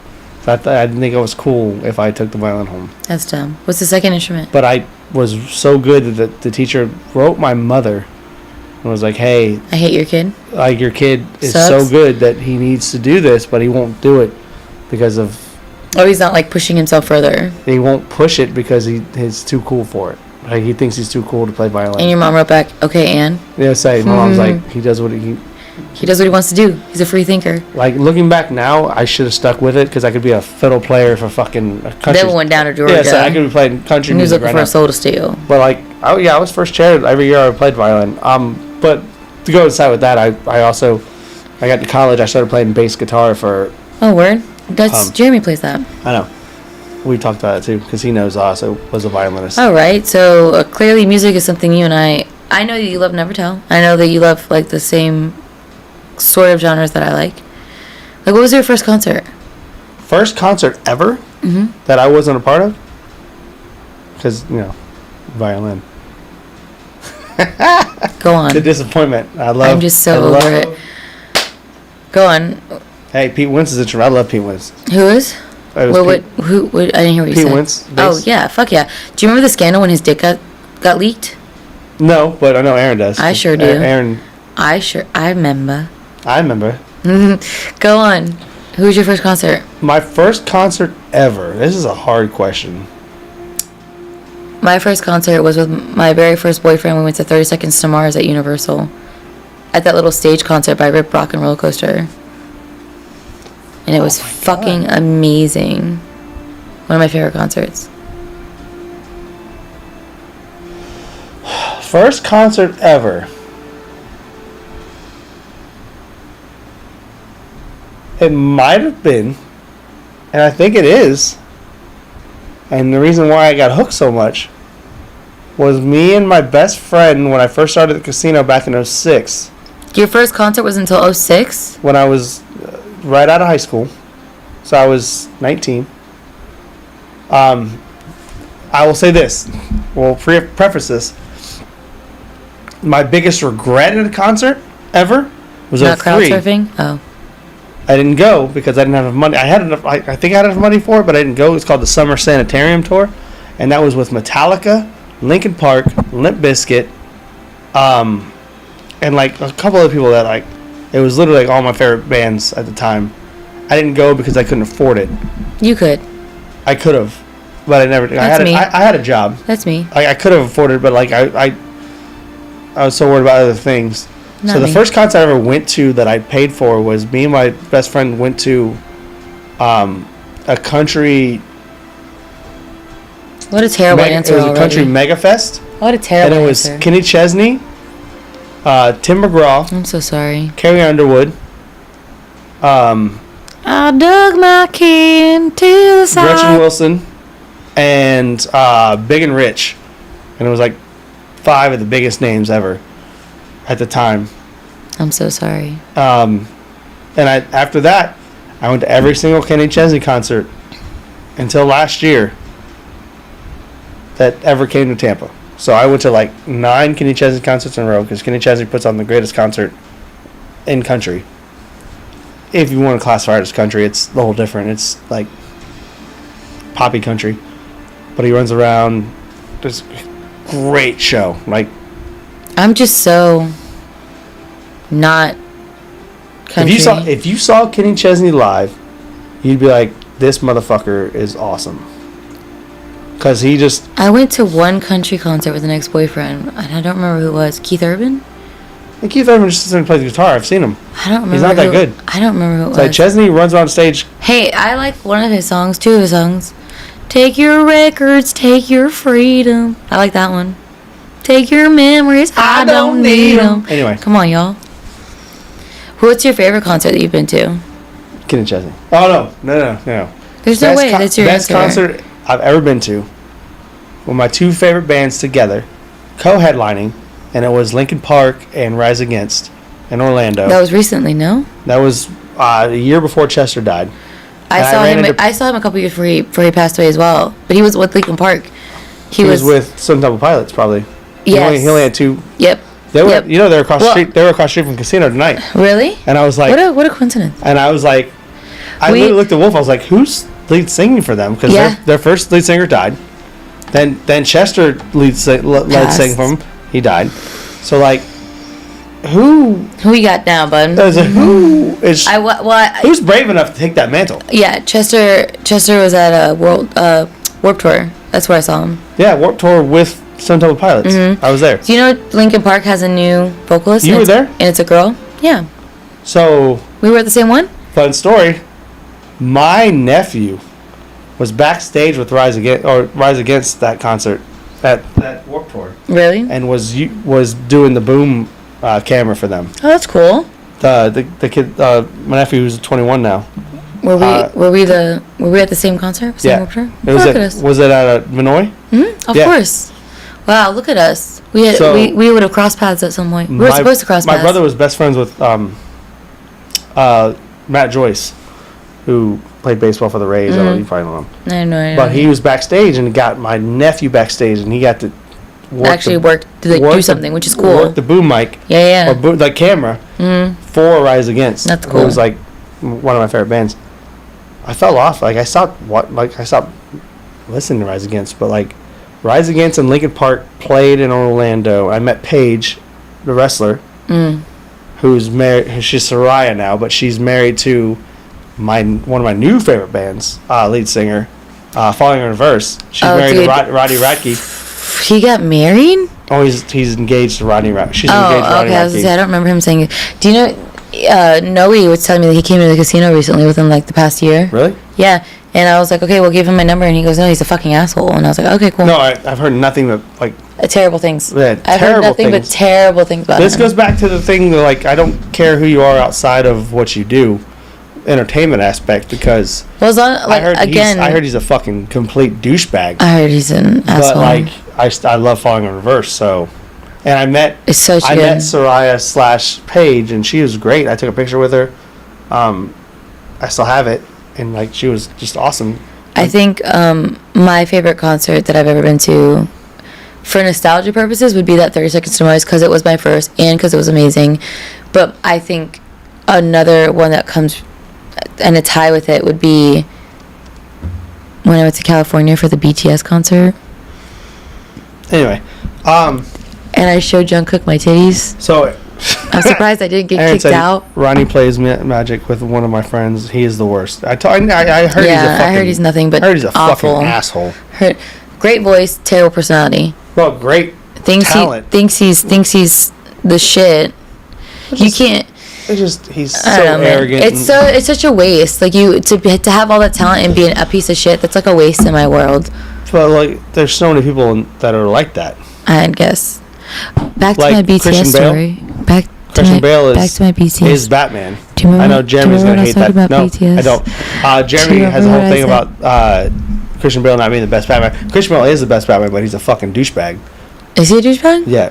There's videos of audio of him just like cuss people out for being fucking for the littlest things, just being a fucking Cussing out people that are working with him. Yeah. Oh, like the peons. Yeah. He's a fucking douchebag. But that's disappointing. Yeah. I didn't know that. Christian Bale's an asshole. It's whatever. No, we don't want to hear your BTS story. Please stop picking up the mic. Nobody wants to hear it. You have to tell your story. You mean about your stupid country music? Oh, there's a country mega ticket. Stupid country music, and I can't talk about my stupid BTS music. You actually saw BTS live? Yeah. How much was that ticket? Let me tell you. Because my friend John Cunningham... This was when I was working at Outback, so somehow, some way I saved money for this. And I had to pay for the concert tickets, pay for the Airbnb, and pay for the plane ticket there, on top of paying for all the merch that I bought there. I went to California. I went to LA. And then on top of paying for all the merch, on top of paying for my food, and then and the rental car that I paid for, on top of paying for the gas and shit. So I spent probably well over like $2,500, $3,000 to go see BTS. And I'll do it again for Stray Kids. You can't stop me. I'll spend more. I'll spend everything I have. I might sell Jasper for it. We'll see. We'll see where I'm at financially. Hey, so what we need is Stray Kids come to Tampa and charge ridiculous amount so that she sells Jasper. No, I love that. I would never do that. Stop. But hot take. You know who I would love to see and spend a lot of money. I wouldn't mind seeing. I would love to see Taylor Swift. You're fucking joking me, mate. No. You just said T Swift? Mm-hmm. No. That's stupid. I heard she puts on the like one of the best shows, and I watched her little thing. Did you know when she jumps into the fucking stage and then she's on like a conveyor belt and then she jumps up like wearing something different? It's just like that's fucking crazy. I love a good performance. You know who does a really good performance? Hayley Williams. Of course, that bitch is hot. She does well, dude. Her vocals are insane. I think she's a better singer than Taylor Swift. Her vocals are way better than Taylor Swift. Let me tell you something. Pretty close. Like I said, Paramore. I love Paramore. But seeing her live doing cartwheels, it hits different. It hits different. Seeing cartwheels and seeing her sweat. Better than Fergie doing cartwheels at the Good Morning America. I don't even know what that is. Oh my God, I'm gonna have to send you that. So listen. So did you know that Taylor Swift, every time she puts out a new album, she does an acoustic version a couple weeks before she releases the album for some of her biggest fans, and how she invites her biggest fans to her mom's house in like North Carolina, to this like giant mansion. There's like 50 people, and it can't be the same 50 people every time. So what happens is her PR team finds like super fans, because there's thousands of them. There's millions. Yes. Finds the 50, writes it down, says, okay, that's one, that's two. One of my best friends from high school, who's now engaged, congratulations to her, she went to Taylor Swift's mom's house, has pictures with Taylor Swift and the Grammy. It was one of Taylor Swift's like like recent albums within the past like 5 years or whatever, and sat at Taylor Swift's house and like hung out with her for like it was like a 6 to 7 hour session of them just hanging out with T Swift and playing like her new album that was unreleased, and like you're sitting this close to her. I was like, that's I don't know how to feel about that. I think I was talking to Destiny about it, and she's like, I don't know how to feel about that. I don't know. She has good music. I think that's crazy. That's crazy for you to be such a big name star and to do something like that. To first of all, my best friend had to sign a NDA. Yes, because like as soon as the NDA expired, she called me, and mind you, we talk every now and then because it's been so long since we actually like physically seen each other, but we do to keep in touch and everything. Like, but when she calls me, I'm like, oh, this has got to be something major. She was like, I had to tell you because I'm such a big fan of Taylor Swift, and then she just goes on this rant because the NDA expired that day, and she called me, and I was like, I was at one of my teaching jobs, and I was like, oh my god, like, excuse me guys, I have to take this. I still can't believe you were a teacher. I was a teacher for 2 different schools. Doesn't make it any more like. If you don't believe, I'm gonna bring you my binder. It's not that I don't believe you. It's you're flabbergasted that it happened. I'm in shock. Because I wanted to be a teacher. And I made it. But I also didn't like go after it because I don't want to make that little money. $900 every 2 weeks. Yeah, I'm saying like I don't want to take it's never gonna happen. I wanted to be an algebra teacher and coach football. And dude, I mean, like, you know that the bonus to coach football is? I got a bonus. $2,000 a year. No. That's the only bonus you got. No. I coached volleyball for the school that I was teaching at.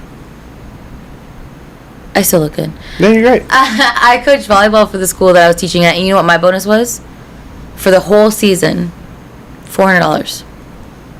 That was for me putting in extra hours for practices, traveling, games, every day, everything. Because on top of me teaching and doing all that shit, I had to wait until our practice because we were the middle school team. So you had varsity that went first, then you had JV, then you had middle school. So I had to wait all of these hours after school for all my girls to get together, practice, because we were a private school, a small gym, you know?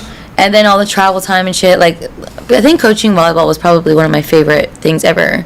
Well, that's all I want to do is coach football. But yeah, the $2,000 for literally staying after every single day, and then Saturdays and all, like the amount of time you put in for like that little nothing about that sounds fun. No, you know that when I started at the Hard Rock, I had made a AAU team. Or AAU league for Tarpon Springs for underprivileged girls for volleyball. No, I did not know that. And the gym, because the gym reached out to me and asked me if I wanted to coach it, and I said, fuck yeah, I do. But I was driving from Gibsonton all the way to fucking Tarpon Springs to then drive all the way back for my midnight shift.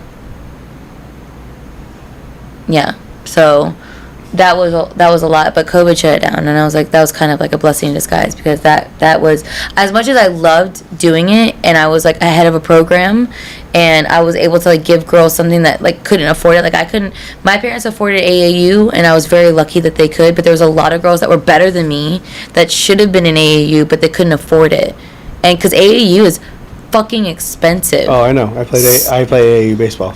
Like, it's insane how expensive that shit is. So when the gym offered it, I said, they were like, how much you want to charge? You want to charge like $200, $300 a kid? And I was like, fuck no. What's the bare minimum to keep the doors open? And they said $25 a head. And I said, then I want to charge $25 a head because I don't need this job. I'm doing this for funsies. I had the job at the casino. You know what I mean? So, and that's how you know I really love the sport.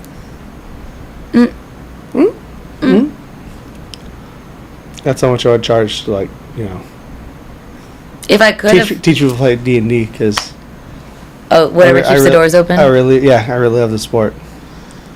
I love this. I love D&D. I know you do. It's gross. It's gross how much you love D&D. Yeah. There are some things that I just. Like, I wish I was as engulfed as you were. Like, a D&D. Like, as much as I love D&D, I will never love it as much as you do. Which is weird because I'm... Go ahead. You also, I say, you were there in my initial group. So, like, you will go down in history as one of the people that got me into this fucking world That you love so much. that I love so much. Well, and we like we're here. We're here on- Micah told me that you guys had a discussion about whether or not to let me be in on the LLC, and I was like, I'm not surprised. I'm not surprised at all. I am 100% not surprised. And he said that Brandy was the one that really advocated to help me. I put you in before I consulted them. First of all, thank you. But I am very Because like. I literally put you in, did everything, And then they were and- like, and I- whoa, and does then this say Sarah's name? and I told them that I put you in. They're like, why would you do that? And I was like, because if I didn't, it'd have been such a fucking dick move. Just because. Do you regret putting me in at all? No, because you've stepped up and done stuff that like. Well, I feel like that once you guys told me, because I had no idea that you were. I knew that you wanted to make it a business, but I had no idea that you were actually like doing it. And once you guys told me like, hey, we did this, like your name is on an LLC with us. What are you reading? God, Jeff, you don't know how lucky you are with this D&D group. Anyway, when you guys told me like, hey, we actually made an LLC and all 4 of our names is on there, I was like, I think I there was a really big like sense of like pride, and but also like I want to make you guys proud as well. Like I want to make sure that I step up and I do my part. And you know, I mean, sometimes I fail and like doing some stupid shit, but like I mean, we all fail. But I like, if you guys ask me to do something, I want to do it to the best of my ability. And I think like Micah and I handled Comic-Con Great. and I like I said that's why, like I said, it was great. I let like y'all. That was y'all's thing because I think I just really wasn't really a part of. Like I didn't. well, you're a part of it because it is B&B, but at the Yeah. same time, it's like I think I'm not- Micah and I were lucky enough to have the time and effort to do the like making of things and planning it out, and then you guys come to help as like support. You know what I mean? It was weird because it was one of the first things in B&B that I didn't have my hands in. And And to think about that, like, because of everything else. well, like, do you think it went well that even though you didn't have your it hands was great. in it? And Well, it was fun to be like, this is take a step back from take it. a step back. This is still our group, and it's still us. And like for the first, like, 'cause you know me, I kind of like having control. But I like having control too. So I didn't have control of any of it, and I loved And it the was fact relief. that y'all did great. Mhm. And I would, like I said, I was just there, and I was like, hey, I want to go walk around. I'm gonna do it. Y'all are doing oh great. yeah, and if you need like a break, I'll be here or Yeah, whatever. I'd say if y'all want to break, I'll One be of you here. has to be here. One of you has to be here because you left me a knock in charge, and And that did not go well it for was- like 20 minutes. it was chaotic. It was I will great. say It was that great. I'm really grateful that you, Micah, and Jeremy like let me be a part of something that, like, quote, I have my name on a business, I guess. I really do, not quote. But like I'm very grateful that you guys let me But be here a you part are. of it. Here you are, midnight on a Wednesday, and we're doing this podcast. So like, it's Well, still 'cause part of the group. It's still part of the brand. So like, you're definitely Contributing. So I've said this multiple times. I want Jeremy to have a full day to himself, whether it's like a day to go he's do still in something. New York Well, bro, when's he coming back? tomorrow. He better. He is. He better.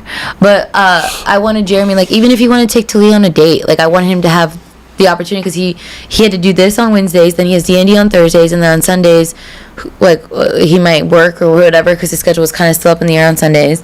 Like, Well, but I do it all. I said I'm here every Anyway. Wednesday, every Thursday. As long as you- nobody cares. as long as you guys don't regret putting me on the LLC, I'm going to be super grateful. And like, if you guys, I want said to the only be, thing you're not going to be part of is the financials, and it's fine. and I 100% agree with that. I 100% agree with that. I will never fight you on that. Like I said, I put you in on the LLC, and then told them later. Fuck it. Fuck it, we ball. Yeah, I say it would have felt wrong to not have you part of it. I'm again, I'm very grateful. And like as much as like as I am And not. you stepped up like I thought you would. So You thought I'd step up? You had faith in me? I wouldn't have put you in the fucking business that we were starting. You had faith in me? Yeah. I mean, because you are an adult, I think. I don't know. Somehow, some way, some way, I have made it this far, guys. And it's always confused Mike and I. Every time we talk about something stupid I'm doing, like financially, he's like, how do you sell your car? How are you able to have a place to yourself? How are your bills paid? And I'm like, it's a miracle, brother. Well, I just think that, like, is this something that you love? I feel like that. But, and I also love you guys. So, like, I want to make sure that I'm doing right by you and the business together. Yeah, I just felt like that this is something you needed. And I felt like that I think it was perfect. Well, and I also, like, when I plan trips to make sure I'm back on Thursdays. The only time I've ever missed a Thursday was when I had a funeral and when I had I have migraines. But now I have medicine for it. Like, I have actual medicine. Like, I haven't missed it since I got my medicine. So, I'm, like, I try to be the best that I can be, if that makes sense.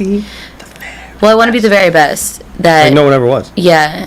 And, like I said, it's just... It would have felt real... Like, I felt like you would have left the group if we didn't.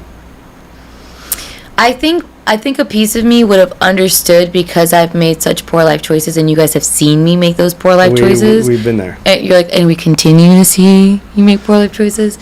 I think I would have understood. It would have like, I don't know. It would have resonated, and it would have sat in my mind for a while. And I would have thought like you guys hated me. You know what I mean? Like I would have thought you guys. Yeah. Well, you know, Micah does hate me, so. I mean that's. But that's different. But y'all are such a good. But we work together well. Yeah, y'all work together well, even though of the hatred. Bro, there was definitely a point at Comic-Con where Micah and I were like, one of us needs to walk away. We weren't mad at each other. It wasn't like we were mad, but I was like, this is how I want it set up. And he's like, cool, but this is how I'm going to set up. And I was like, no, this is how you're going to do it. And I was getting like stressed. I wasn't like getting angry or mad, but I was getting like stressed, therefore omitting all my stressful vibes. And he, to the point where he would like push me out of the booth. And he's like, just take her for a lap. I just love when I walked up and I was like, I don't like any of this. I took the shirts, put them up front, changed the thing up top, and I was like, this is way better. Because none of that made sense. No. Well, you know, it worked. In the end, it all worked, and it was great. We came in. I just realized what time it was. I'm sorry. That's all right. We came in, did what we had to do. It was all successful. We had a great time. I did. I had a lot of fun. Tomorrow I get to have lunch with Susie to give her back all her shit. We're meeting up for lunch. I'm just really excited. Sorry. I've just remembered let me set my alarm so I don't. Oh, Jesus. Could you imagine? I'll be at work. Yeah, well, loser. I mean, yeah, again, I'm going to keep reiterating this for probably the rest of my life of how grateful I am you guys let me have the opportunity to do this. And I will always strive to do my best to do right by you, to do right by the business and do right by you guys. You know? It's only going to get, like I said, it's been less than a 10 year. months. Yeah, because our November 2nd. November 2nd, yeah. 1-1-2. 1-1-2-2-3. 0-2-3, yeah. Yeah. I love that though, didn't you? Mm-hmm. I think those numbers were great. It's good luck numbers. 1-1-0-2. 2-0-2-3. Mm-hmm. Was the first day of our inception. Business. Yeah. I enjoy working with you guys, and I'm very proud. I tell people all the time like how proud I am to say I'm on a business with you guys. I know you guys might not brag about being on a business with me, but I'll be like, yeah, no, like Bars and Bartenders is an LLC and like my name's on it with them, and I think people are a little shocked by that, but it's only gonna get better the more we go, and like Julian's come up to me multiple times saying how funny we are, and I'm like, bruv. That's what I kept telling people at Comic-Con. I was like, we're imagine Critical Role but funnier. Like the fact that we literally cry They're laughing. not funny? They have funny moments, but like Matthew Mercer is intense. Like he describes. Yeah, but he builds He Go on. describes very intricately what's going on in the situation. Where we're like, it's great. I've seen every episode and I love it. It's just not. That's not what we do. It's got a serious tone to it. It's not what we do. It's got a very serious tone. Yeah. There's nobody in his group's looking for their dick. That dude, the ideas that we had for the names of people, the oh my god, Lollapaloozas, like those like names for our fans.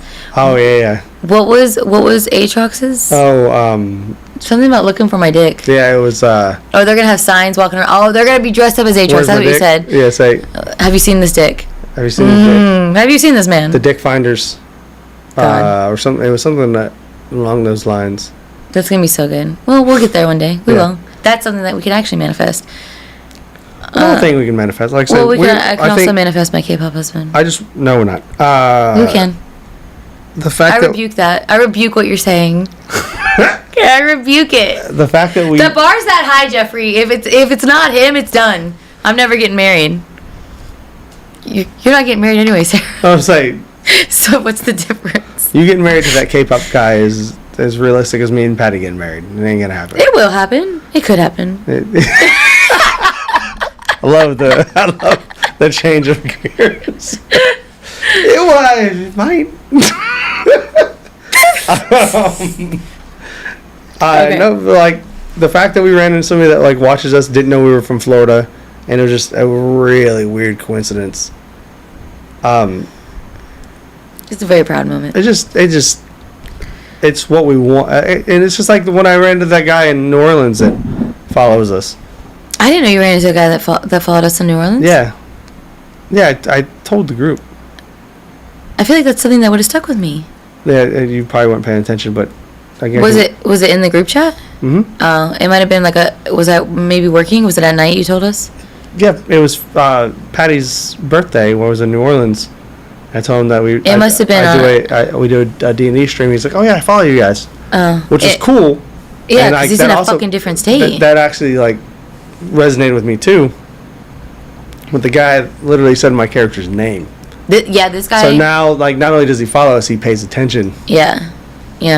So. Well, Jeff. And he told you that you're not the fan favorite. That Lola Is that what made? Did that make you like more joyful? Like, it did. or It was like a twofer.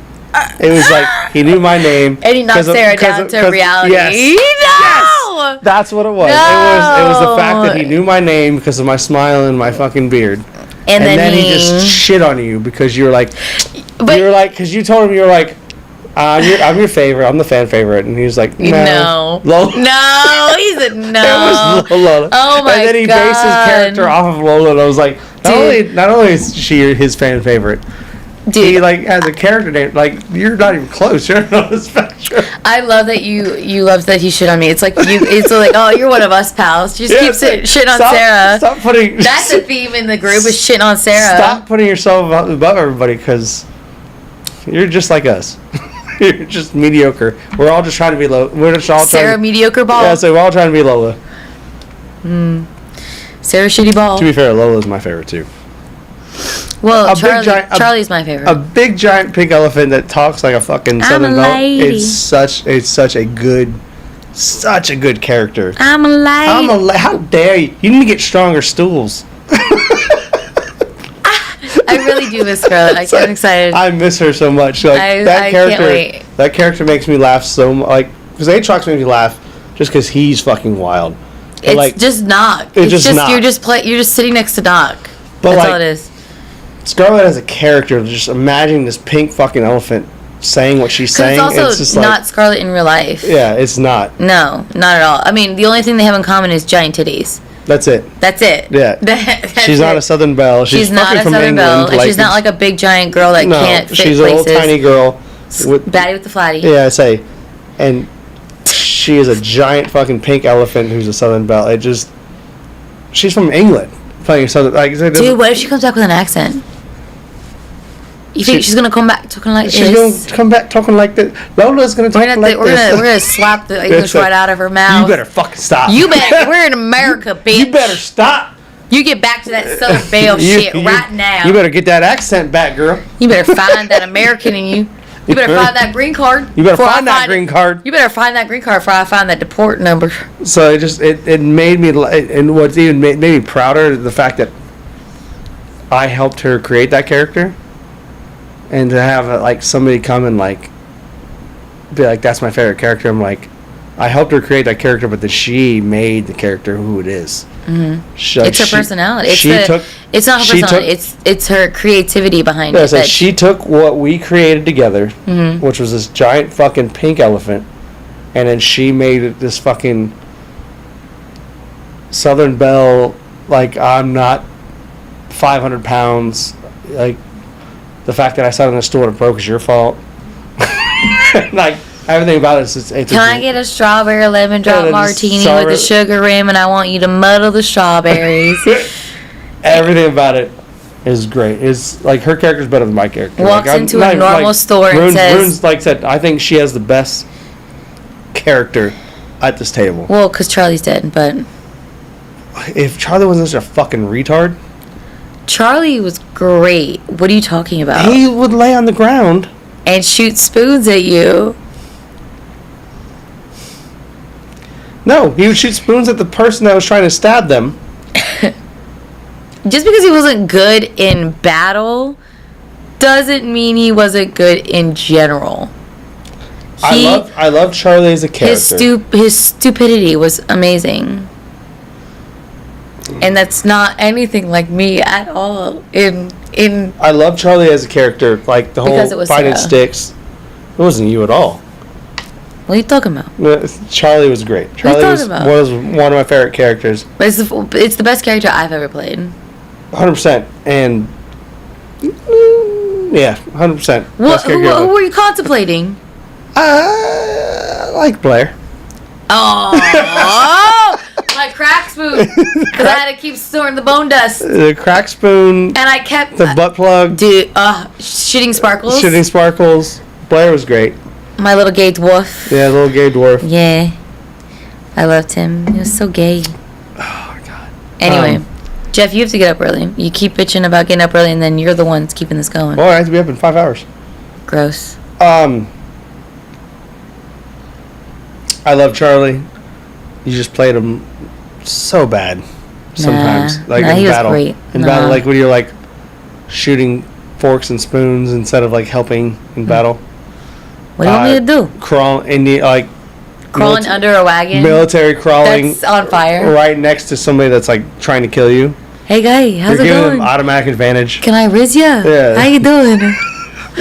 Hey, can I convince you to stop what you're doing real quick? It was bad. Nah, he was great. I loved him. I miss him. It really did. I like Charlie better than Araya. Oh, for sure. But I hate Araya. I hate her. I hate her. I hate Araya. Wow. Araya sucks. Araya. I hate that you guys sing that song too. It's the West. It's the worst. It's so bad. Yeah, Araya sucks. I really like. I like that. The only good thing about Araya is that she's best friends with Russell. That's the only good thing about her. I like Berlin's the Sturdy. Berlin the Sturdy? Yeah, I think that should be your next character. No, I can't. No. Do you know how hard it is to do an Irish accent? That's really hard, and to do it the whole time. I see, like, you can't do it the whole time. I'd have to listen to somebody on YouTube talking in an Irish accent, and for it to like sit and like how to roll my R's here or what to say here. That's so difficult. You could do that though. I know, but talking in an Irish accent. You're Araya, and you're not going anywhere. You're not dying. Dude, Araya sucks. Well, make her not suck. We've had this conversation. After Charlie died, it was just so. What draining. Do I do? I was so lost. Araya's better than. No River. Character. Araya's better than. Elena was a bitch. Elena. You didn't know Elena. But I heard stories. But I've heard stories. I've heard stories. You didn't know Elena. She was cool. Listen, I had to replace What about the greatest Oh my character God. in D&D ever, which is Lance Dearborn. Winter or Willa? I always forget about Willa. She died. She got replaced within like 2 months. I always forget about Willa. Yeah, she. Yeah. Well, she didn't die or anything. No, she got replaced by Blair. No. Blair was when Was when Willa got transformed. No, it wasn't Willa. Bliss. Bliss got transformed. Yeah, Bliss got transformed into Blair. Willa was her own campaign with Karen, the fucking sex robot. Oh. Different I campaign. hated Willa. She ratted us out like 4 times. Yeah, she was pure. Between you ratting us out and me Mike not- and Micah killing everybody. And killing a kid and then making the mom shoot himself. Do you remember that? Micah, how dare you? Lance Dearborn is the greatest character in history of D&D. Who the fuck is he talking about? Who's the best character? Who the fuck is that? Best character ever, Wes Was. Come on now, you can read that. Demlaro. Oh, is that what he's trying to say? Yeah. Jesus Christ. Yeah. Are you drunk, Micah? Are you okay? He's not drunk, and that's the sad thing. There is no excuse There's for no this. excuse for this. Lance Dearborn, more like Lance Lameborn. He's such an asshole. Lance Dearborn has his own special games. Dude, what every Wait. Christmas because he's the greatest character ever made. No, Jeff, we let you do that so that way you shut the fuck up about Lance. And now Even if I didn't shut the fuck up about And now him, every he- Halloween we could talk about Charlie's Whorehouse. Come on. Or Charlie's House of Whores. Hey, you keep this up, Charlie's Mike. House of Whores. It's horrors. But it's Charlie's House of Whores. I love Whores. that. That's better. I love that. Mikey, you keep this up. Next campaign, Lance Dearborn will ride again. And Hey, reincarnation. reincarnation, and he never Boom, lived. baby. Yeah, He never died. never died. Soul transferred into somebody else. Dude, he said Araya's gone. What are we gonna do? Like, what am I supposed to fucking do? I can't. My back. I don't. Araya's gone in the sense that she's with her sister and With God. She's with God. She's God. She's with God now. Like DM God and the Literally. actual God in the clouds. Yeah. Dude, tomorrow's gonna be interesting because I don't know what the fuck it's. What am I supposed to do? I gotta say, Lance could make the next campaign. Lance might make a reappearance if He just said she's with God. she's with God. What am I have a Micah, whole- what do you want me to do tomorrow then if she's fucking dead? I have a whole another character made out, but like I feel like Lance needs to be part of the manga of this campaign. Speaking of mangas, you know what I found on my shelf the other day? Jesus the Messiah manga.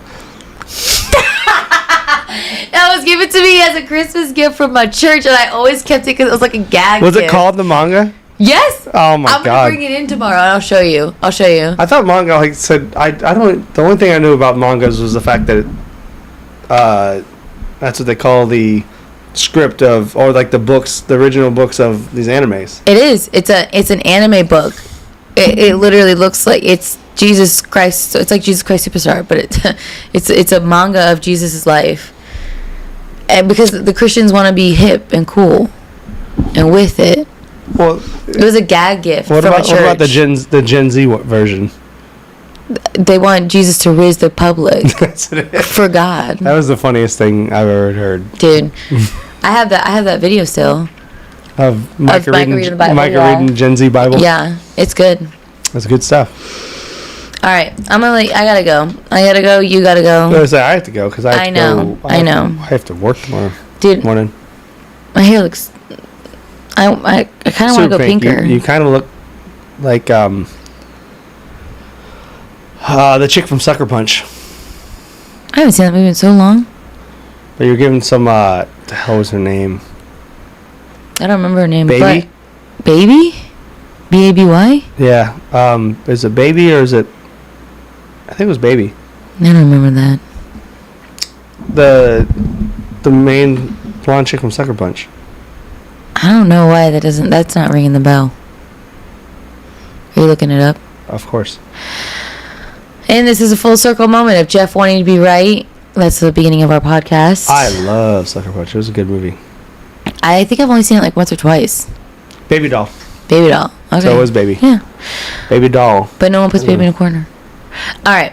Jeffrey, I'm ending this podcast because you have to go to bed. You literally have to be at work. You have to be up at what time? 6:45? 6:45. Gross. That's so gross. I didn't go to bed. I didn't go to bed till 7:30 in the morning. Coherent for the D&D at 8. Well, you can come home and take a nap. In what world? Come home at 4 and take a nap? I get home at 5:15. And take a nap. We don't get here until like 7:30. Dude, I would be napping so hard during that time. Shower, shave. Nah, nap. Nah, Nah, nap. Get nap. it right. Nap, brother. All right, so that is the end of SnJs Middle Ground. I do enjoy this. It was pretty good. This is better than me trying to play video games. We played for like literally 2 seconds. Flashlight. Flashlight. That was good. You were the flashlight queen. That's all I could do. I didn't mean the flashlight queen. I gotta go. I really gotta go. I gotta get out of here, guys. No, you were the flashlight queen. And just like in real life, that's the only thing I'm good Yeah, at. like- Shedding light on people. Yeah, just shedding light But doing a pointless Yeah, act. it's like Can you guys get that? There's a giant thing over there. There's You go something get coming that. at you. To your left. Take it back now, y'all. Oh, Captain Call Out is what we called you. Yes! That's Dude, that should be my next character. Captain Call Out. Captain Call Out. Captain Call But Out. dude, you know that she's our hero. You know She's that going fits to so point well. things out. You know it fits so well. Captain Call Out. She's gonna point out from work. Oh my God. That's a little too real. Anyway, we really can't go that realistic. We gotta go. All right, we love you guys. Thanks for joining us. I wish we could. Someday, somehow, I'm gonna make it alright, but not right now.